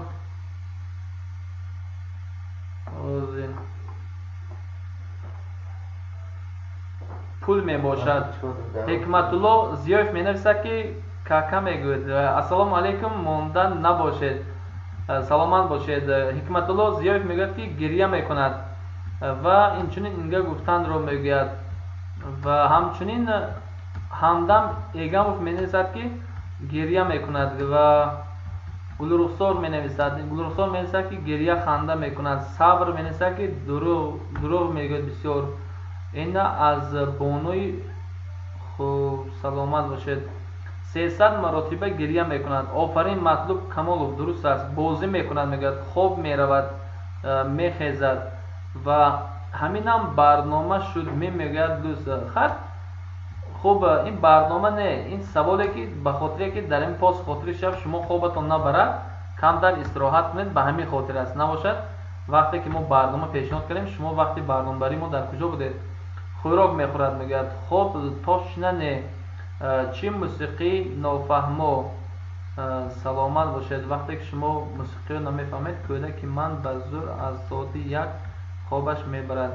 این موسیقی بسیار معنای عالی دارد و این موسیقی ناز میکند. و خونزاد تیوی سیما خوب برادری عزیز ارکین شهری مادر میگه خود اینجا اکا خوابم گرفت التماس واتساپ نویسید. حکمت الله زیف سلامت باشید. خوابی راوی برنامه برد چی؟ نه خوابش نبرده است. همینجا اینجا چی گفت؟ اینجا برنامه رفته ایستاده است. مطلب این است که الله میگوید نازکشی رفتگی چی؟ نه متاسفانه سینا الف وریانتی گفته شما خطا است. یک وریانتی میگوید که وریانت شما عموما به طلبات جواب نیست. همه به خوبی خوش این اکیمه کجا خوبش برد همه فراموش کرد. تشکر. سحرخوری میچیده این نخود همه خیلی کنند آدمای متاسفانه شکایت کردن در کار. این چی گفت؟ اگر به این کار پادپیس چی که جمع کردن میشد آدما میکردن. سلامت باشن. سحرخوری چیده. و اینجا می نویسند که او کنی آدم اقلا در جایش یگان شخص را میماند. سلامت باشید. табакаша овард. Ягон савол бошад пешкаш кунед. Ман мафтун ҳастам. Аз суруди мастер сураро пешкаш мекардед. Хуб, саломат бошед. шунавандагон ва дӯстдорони ТВ Симо, ба ҳаме шумо ва ба дӯстдорони Ҷаҳоноро ТВ ба ҳаме шумо низ ман салом мерасонам ва як саволи бисёр ҳам шавқовар пешниҳод мекунам. савол ҳаме ки вақте ки шумо дар моҳи шарифи Рамазон рӯза медоред ва ё ки даҳонбандӣ мекунед, охирон чизе ки ҳангоми хӯрок истеъмол кардану даҳонбандӣ кардан, шумо чиро истеъмол мекунеду нияти рӯза доштанро мекунед. ва бо як саволи дигар, вақте ки ифтор мешавад, дастархони ифторӣ, бори аввал дар рӯи дастархон чиро мегузоред барои ифтор, яъне барои рӯза кушодан? Бори аввал дар рӯи дастархон чиро мегузоред? Ва инҷо як ва ман бошам дар Ҷаҳоноро ТВ-ро мебор нигоҳ кунам, инҷо як комментария навистам ва бинем ки мухлисони Ҷаҳоноро чӣ навистанд. خب در اینجا می نویسم که السلام علیکم رحمت الله با کانال تیوی سیمو هم وارد شوید. تیوی سیمو بچه غریب لبایم خوب نیستی؟ نه حاله نه خوب نه. کنسرت قایم میشد. اگه کنسرت یک شیر شود برادر آفرین زور کارتان абҷавр умарбаздози шоҳин як шер шавад. Ассалому алайкум қаблаи дӯсто ба пеш барои рӯза кушодан чой диҳам бародар. Хуб, ташаккур.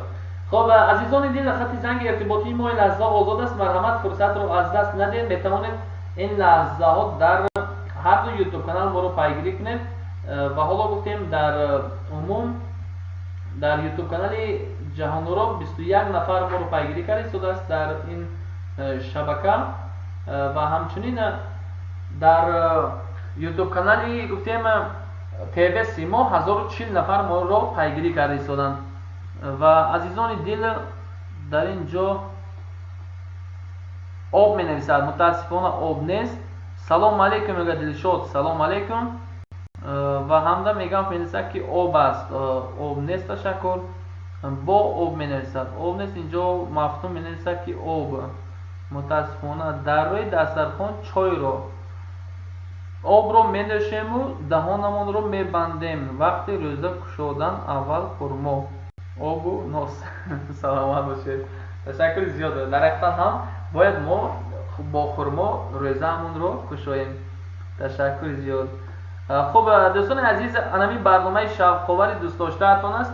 лайк мондаро фаромӯш накунед. дар бахши ТВ Симо лайкҳои шуморо ман назар бесаброна интизор ҳастам. лайк гузоред то ки барномаи мо ранги дигар гирад. ва дар ин ҷо менависад ки шоҳин якто шер шуд. Ассалому алейкум. хеле дӯст ба пеш менависад. хурмо мегӯяд деҳоти бача. дар ҳақиқат ҳам дуруст аст, деҳоти бача хурмо мебошад. хуб, дӯстдорони ТВ Ҷаҳоноро ТВ марҳамат, ин лаҳза бо мо буданро фаромӯш накунед. ва ман боварӣ дорам ки шумо радиои садои Панҷакендро ин лаҳза гӯш карда истодаед. яъне мо дар радиои садои Панҷакенд дар пахши мустақим қарор дорем ва дар баробари радиои садои Панҷакенд ки ТВ Симо ва садо ва симои шаҳри Панҷакенд аст. ва мо санаи 15 май шоу-консерти ҷадиди Севинҷ Мӯминоваро дар ин шаҳр баргузор менамоем. ва барои ҳамин имрӯз меҳмони ин барнома ҳастем. яъне дар пахши мустақим моро тариқи ҳам ТВ Симо ва ҳам Ҷаҳоноро ТВ тамошо карда метавонед. ва ба он мухлисоне ки тоза ба ҳар ду шабака пайваст шуданд, қайд мекунем ки шумо радиои садои Панҷакендро дар рӯи дастархон бале овнус чашм мегузоранд. саломат бошем. иро мафтум мегӯяд ки акаи шоҳин саломат бошед ки барои хурсандиву хушҳолии одамон хеле кӯшиш мекунед. ако худо умратонро дароз кунад. саломат бошед акоҷон. беҳрӯз бошед. ният кардан. офарин. зинда бошедон. ва об нос шӯхи дия як хандондем. зинда бошедон. ва мухлисони Ҷаҳоноро ТВ чаро шумо бетараф ҳастед? шумо фаъол бошед. ман зангҳои шуморо ҳам номаҳои шуморо ҳам интизор ҳастам. он нафароне ки дар Ҷаҳоноро ТВ пайгири барномаи мо ҳаститон. азизони дил, мухлисони ТВ Симо, شما میتوانید به جهانورو تیوی نیز وارد گردیده آبونه شوید و برنامه‌های ما رو در آنجا نیز تماشا کنید و اینچنین امکاناتی با صدا و سیما مخلصان اصلی گفتیم جهانورو نیز امکاناتی وارد شده به کانال تیوی سیما آبونه شدن رو دارید و مخلصان جهانورو تیوی میتوانید به کانال تیوی سیما در یوتیوب کانال وارد گردید، چون ما در پخش مستقیم در تیوی سیما نیز هستیم. در اینجا وارد گردید، پاتیسیاسیا کنید، اسکرین شات کرده با رقم 93 174 40 11 فرستید. وقتی شما میفرستید اون وقت امکاناتی بیشتر پیدا میشود تا که برنامه ما رو شما پیوسته تماشا کنید. همگی 30 نفر پیگیری برنامه ما در یوتیوب کانال هستند. حالا باشد 2 نفر عزیزان دل برنامه ما رو دیده سادن می‌نویسند که از نام بچهای قلعه دوست با اکای رحمت الله سلامی گرم و جوشان از شهر مسکو. سلامت باشید، سلام شما رو نیز میرسانیم. دهاتی بچه امکانات دارید که با تیوی سیما یعنی تیوی سیما یا که استودیوی انامین صدا و سیما آبونه شوید و اسکرین شات کرده به رقم 93 174 40 11 فرستید. اینچنین می‌بینید شما هم میتوانید که به همین رقم فرستید و ما انامون حرفای شما رو انتظار هستیم. و می‌گویم که خوب سلامت باشید. یک سوال به دوستان یوتیوب کانال تیوی سیما. سوال به همه شما چنین است. سوال برای بالید خاطری شما. اینجا رحمت چه می‌نویسد؟ رحمت نکردید این اگه شو نکنم. رحمت سخن کردم. سلامت باشید، سلامت باشید. چی گفتید شما که اکای شوهین سلامت باشید که برای پسندید شد. سلامت باشید اکو جان. تشکر رحمت مفتون جان. خداوند نگهبان کن. سخن کردم. سلامت باشید مفتون جان. زنده باشید. تماشاگران عزیز 1048 نفر طریق یوتیوب کانال تیوی سیما ما رو پیگیری کرده ایستادن. به همتون سلام میرسونیم. پیگیری برنامه باشه، لایک موندن رو فراموش نکنید. و اینجا ما یک سوال به مخلصان تیوی سیما پیشنهاد میکنم. ساعت 1:41 دقیقه به وقت تاجیکستان نشان داده ایستاده است. من به شما سوالی پیشنهاد میکردم چنین است که باید شما زود پاسخ پیدا کرده توانید. رقم دوست داشته ما و شما رقم 3 است. از رقم 3 تا 3333 چند مرتبه رقم 3 تکرار می شود. این سوال به همچنین به مخلصان جهانورو تیوی نیست.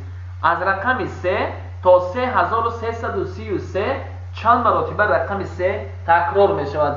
مخلصان جهانورو تیوی شما هم جستجو کنید، مخلصان تیوی سیما شما هم جستجو کنید. خب دلشاد جان همه جا تینجی از شما رو افتاده نباشید منش. خب دوستان عزیز مرحمت، خط زنگ ما آزاد است. می توانید همصحبت ما گردید و گویید که در اینجا قید کردیم که از رقم 3 تا 3333 چند اکمل بیدار شد. خب سلام علیکم از مسکو با اکمل یعقوبوف. اکمل بیدار شد. سلامت باشید جوشان از شهر مسکو. 3 نفر عین حال ما رو در جهانورو تیوی مستقیما تماشا کرده ایستادن و 35 نفر در عموم در موج هستند. خب عزیزان دل مخلصانی که در جهانورو تیوی ما رو میبینید حساب کتاب رو فراموش نکنید که از رقم 3 تا 3333 چند مرتبه رقم 3 تکرار می شود. و اینجا باشد به مخلصان تیوی سیما از رقم 3 تا 3333 چند مرتبه رقم 3 تکرار می شود. اکای شاهین درباره دوست داشتم و دوست داشته ها یگان سخنهای خوب و لذت بخش می گفتید. سلامت باشید. بهروز می نویسد که 2341 با درباره عاشقان خوب. و در اینجا می نویسد که با اکای بهرالله سلام از دهه ششقد. سلامت باشید وقتین جان. و ششقد به پیش میگن، ششقد به پیش. سلامت باشید عزیزان دل. و در اینجا مخلصان جهانورو تیوی 3 نفر از رقم 3 تا خبر کلان بگیریم. از رقم 3 تا رقم 103 چند مرتبه رقم تکرار میشد. اکای شاهین یک شعر خوانید. اکا التماس و یا حاضر ناز کشیده نان باش. و سلامت باشید. یک شعر در کدام موضوع خوانیم مخلصان جهانورو؟ در کدام موضوع برایتون شعر خوانیم؟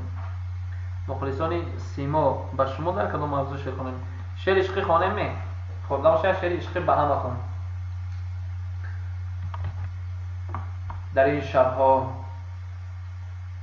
شبها تو میبینی که هنوز من بیدار هستم. واسه من یک بار رادیو هم خوش کنم، برای مخلصان رادیو هم میخوانم، یک بار همه کسا برابر گوش میکنیم که تمام مخلص رادیو گوش کنند. باقی برای سلام مشش کرد یک بار روی دیگر گوید گلرخسار 11:44 بنویسد بهروز.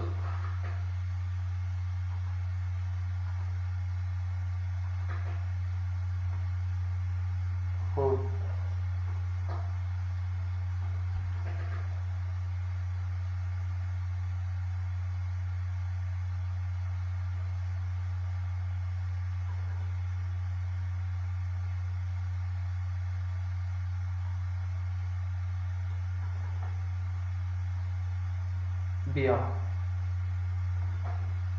بیا که لحظه چشمم به چشمانت زند،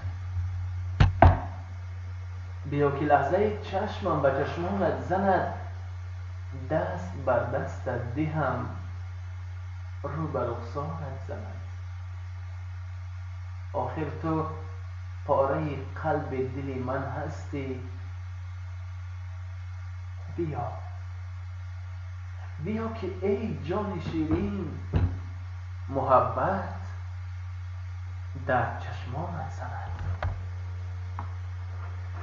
ز دوری ها پزمان دیدارت شدم، ز دوری ها پزمان دیدارت شدم، پزمان چشمان پرخمارت شدم. تو میپرسی زیمن که در دل تو چیست؟ محبت در دل من است و من خریدارت شدم. باور کن چشمان سیاهت، نگاه شهد ریزت وجود مرا پیوسته تسخیر بخشیده است و برایت از عالم مهر و محبت داستانها میگویم، سخنها را سرشار از عشق به‌بها میگویم. تو میدانی که امشب تو را خیلی یاد کردم، امشب تو را خیلی پزمان شدم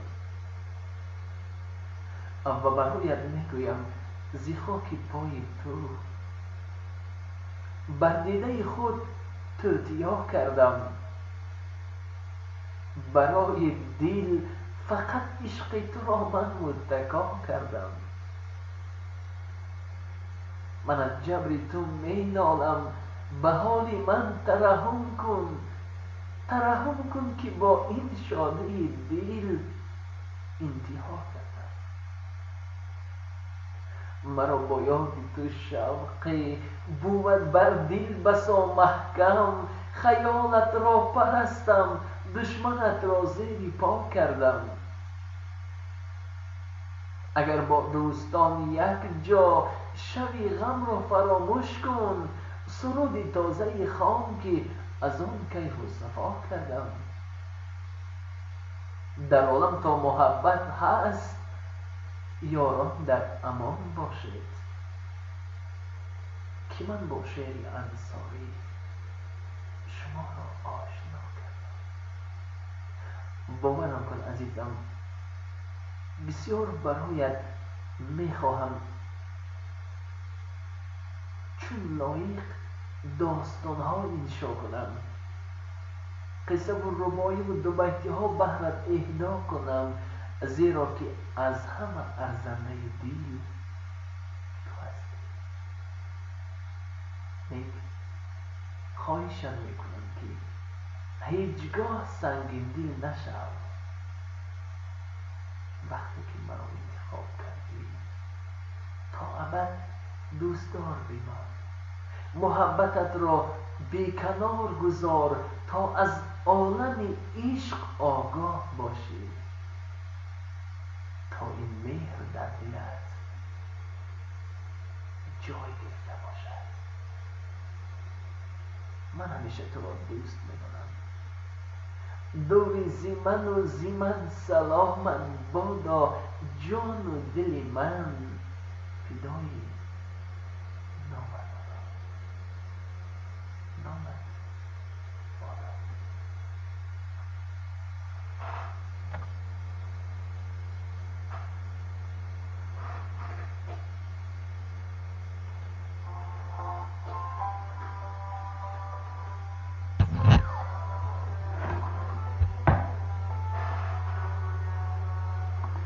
خب مخلصان عزیز یوتیوب کانال تیوی سیما و جهان‌آرا تیوی، اینجا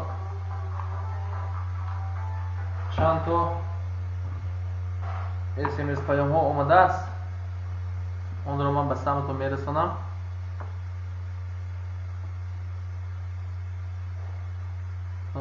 مفتون میرسه که 3333 تا 70 لایک من قبیدم. میگه سلامت باشید مکس. او مکس اومدی، خوش اومدی. آبونه شده باشه سکرین شات کرده فریست به همین برادرمون. مفتون اکا عشق سلامت باشید مفتون. و در اینجا میسه ها بله سلامت باشید. در اینجا میسه که خب مخلصان جهان‌آرا تیوی حتما به تیوی سیما آبونه شوید، پارتیسیپیت کنید و سکرین شات کرده به رقم 93 174 40 11 فرستید. این چی گپی سوال همین نکشویم. همین بانو بهروز اوزی اکای بهرالله فریاد کنید اینجا ها بله. یک بار دیگر سوال تکرار کنید. میگه گلرخسار از رقم 3 تا 3333 چند مرتبه رقم 3 تکرار می شود. 33 مرتبه بهروز می نویسد. مفتون می نویسد که اکای بهرالله رو فریاد کنید. بهرالله اکا می بیانزید سلام اکا جان رمضان مبارک. امین بانو سلام خواهر تشکر به شما نیز مبارک. بهروز می نویسد 3344 هر دو. این چی یگان سوال هست من اکی شوهین. این سوال است امین بانو. امین بانو از 3 تا چند تا 3 هست. زندگی از بحر جانبازی بوده است، زین جهان بر آن جهان چیزی نبودن بوده است. بخت نویسد.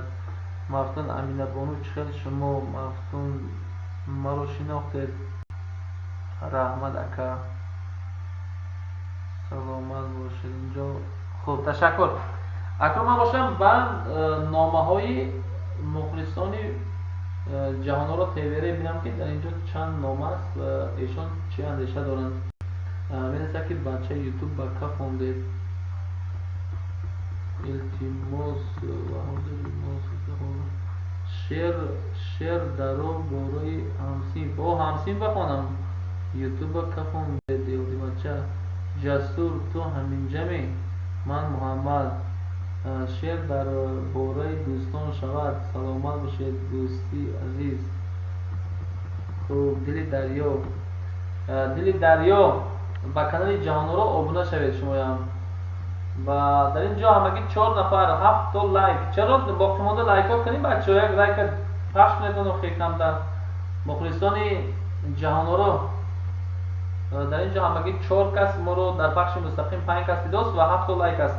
آن شخصانی که لایک نموندید لایک ها رو پخش کنید و آن شخصانی که آبونه نشدید آبونه شوید. به رقم 92 503 سکرین شات کرده به واتساپ فرستید و ما البته عنوان آبونه شما رو میبینیم. مخلصان تیوی سیما آبونه شدن رو فراموش نکنید و اینجوری لایک موندن رو از دست ندید. و اینجا رحمت اکا ناز کن. اینجا رحمت مفتون شما چخیل از کوهی بلند جوره به آب آمده ایم. پزمان شده ایم و جوری سراغ آمده ایم. نه من نشناختم شما را مفتون. سوز رحمت امین بانو نویسید میفهمونم واتساپ. خب سلامت باشید. خب عزیزان دل، مخلصان تیوی سیما و جهان‌آرا تیوی ره، این لحظه میبینم که 1:54 دقیقه شده است. همگی 6 دقیقه دیگر برنامه میبریم، با همین برنامه ما جنبست میشود. مخلصان تیوی جهان‌آرا تیوی ره، 2 نفر این لحظه ما رو پیگیری دارن، دیگران باشن مستی خوب هستند. خیلی منش هیچ گم نیست. مخلصان تیوی سیما فراموش نکنید که با جهان‌آرا تیوی نیز ابونه شدن رو. وقتی که با جهان‌آرا تیوی ابونه میشه حتما اسکرین شات کنید، زنگولش رو پخش کنید، اسکرین شات کنید و به رقم 925230 فرستید. برای دوستان جهان‌آرا که ما رو تماشا کردن میگیم که ای دوست ای دوست ای دوست، جبری تو از آن کشم که روی تو نکوست. مردم گویند بهشت خواهی یا دوست، ای بیخبران بهشت با دوست نکوست. اصل‌الدین سیدقلوف میگه که سلام سوینج در کجا کنسرت میگذرانند؟ سلامت باشید. سلام به شما. سوینج سنی 15 می در ورزشگاه مرکزی شهر پنجکن، سنی 17 می در ورزشگاه 20 سالگی استقلالیت شهر خوجند، سنه 18 می در امفی‌تئاتر احمدی شهر دوشنبه. تلویزیون جهان‌آرای ولایت تشکیل کاری شده است. کودکی من در اینجا.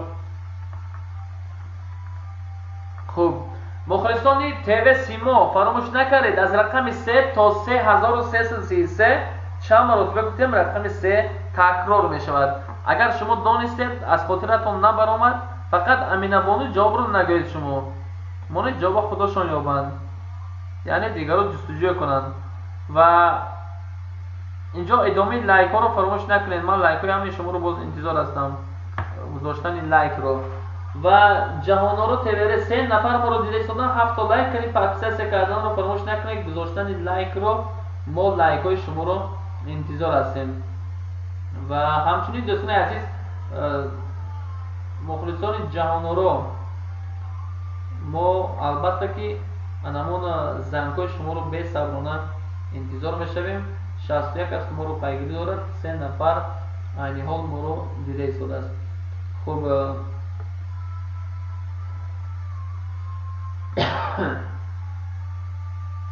خب مخلصان جهان‌آرا تیوی و این چی گفتیم مخلصان سیما تیوی و می نویسند که اصل‌الدین سیدقلوف رحمت برای کار به شما. سلامت باشید. به شما نیز استراحت با فراغت، شب خوش. و اکا این تلفن رو کی میبرد اکا این تلفن رو کی میبرد و وای معین میشود. اکا این تلفن رو کی میبرد و کی معین میشود. خب سلام باشید. تلفن در بازی است.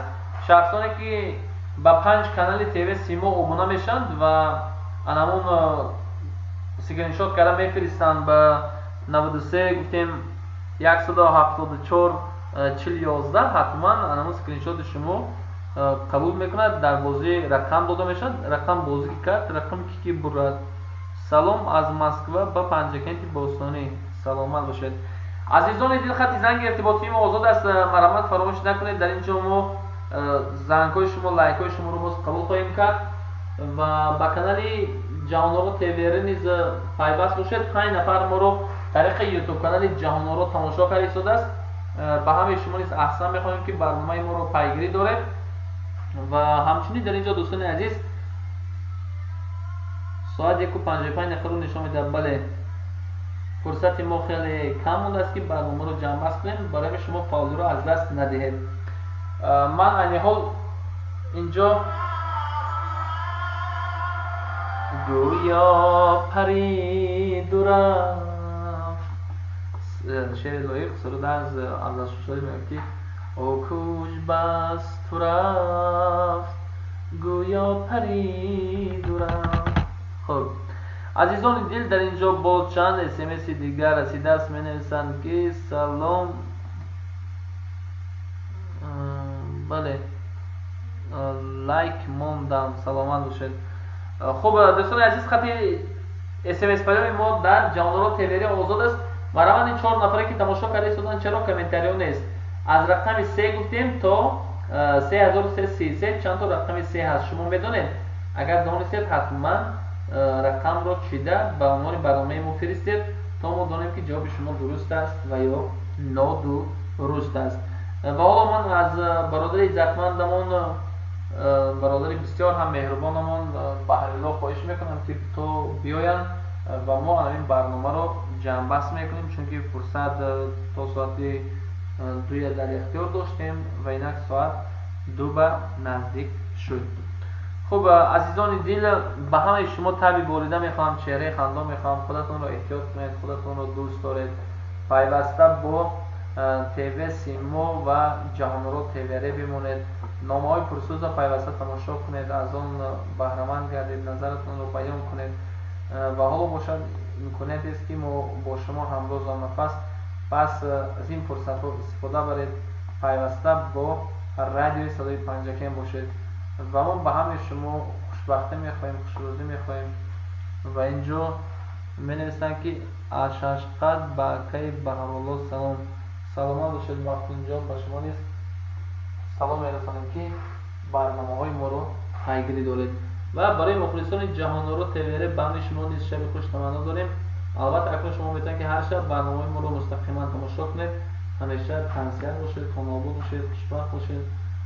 фаромӯш накунед ки мо ҳамаи шуморо хеле хеле самимӣ дӯст медорем.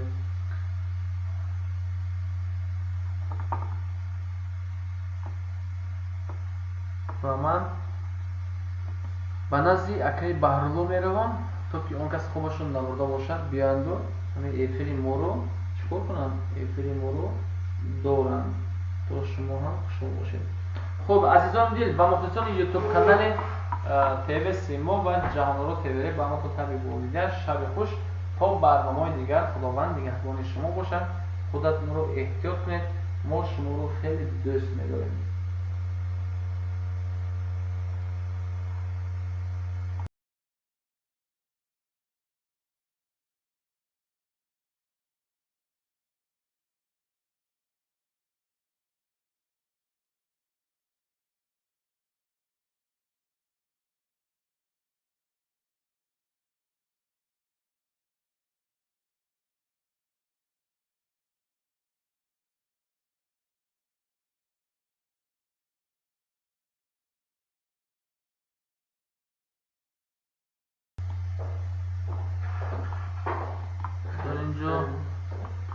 Nakıştıram oluyor.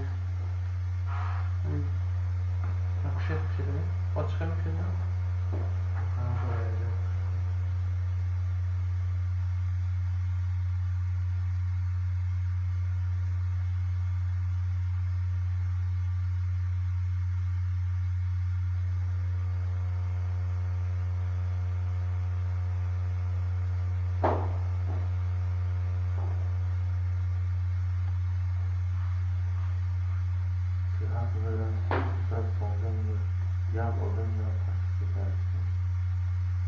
Jak godzina? Hafta kaçıncı baksan? Hafta? Çanda. Hafta güzel.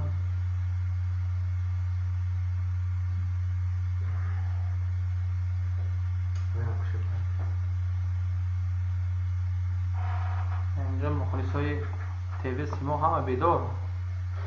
7 کس بیدار اینجا. مخلصای TV Simo حساب کتاب سر کردید تامی؟ نه 2 کس فقط تلفن بازیگر است. یعنی یارو دوستاشون گم کردگی. یارو دوستاشون کافوسن.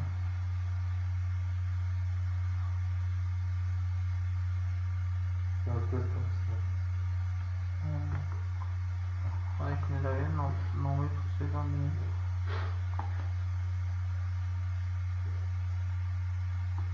محفوظ سنگینوف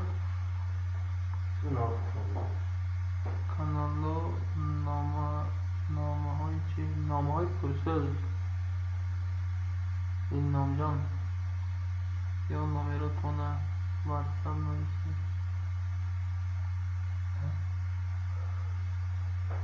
بایک موندم از شاشکال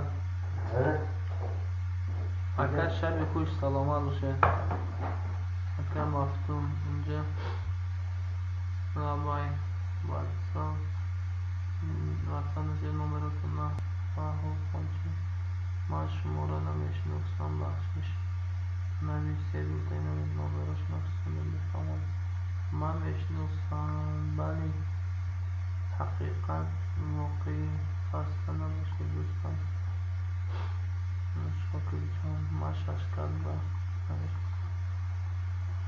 خب سلامت باشید شناس ناشناس خودتون رو بشناسید خداوند نگهبان همتون نویسید آخی سبود زنکو خواندم خب مخلصان عزیز به همتون شب خوش استراحت با فراغت رو تمنا داریم تا برنامه نوبتی خداوند نگهبان همه شما با شما شاهین زرفشانی بودم مؤلف و برنده برنامه های مستقیم یوتیوب کانال سیمو تیوی یعنی تیوی سیمو یک برادر عزیزم بهروز جان زبشید کنم خیر زبشید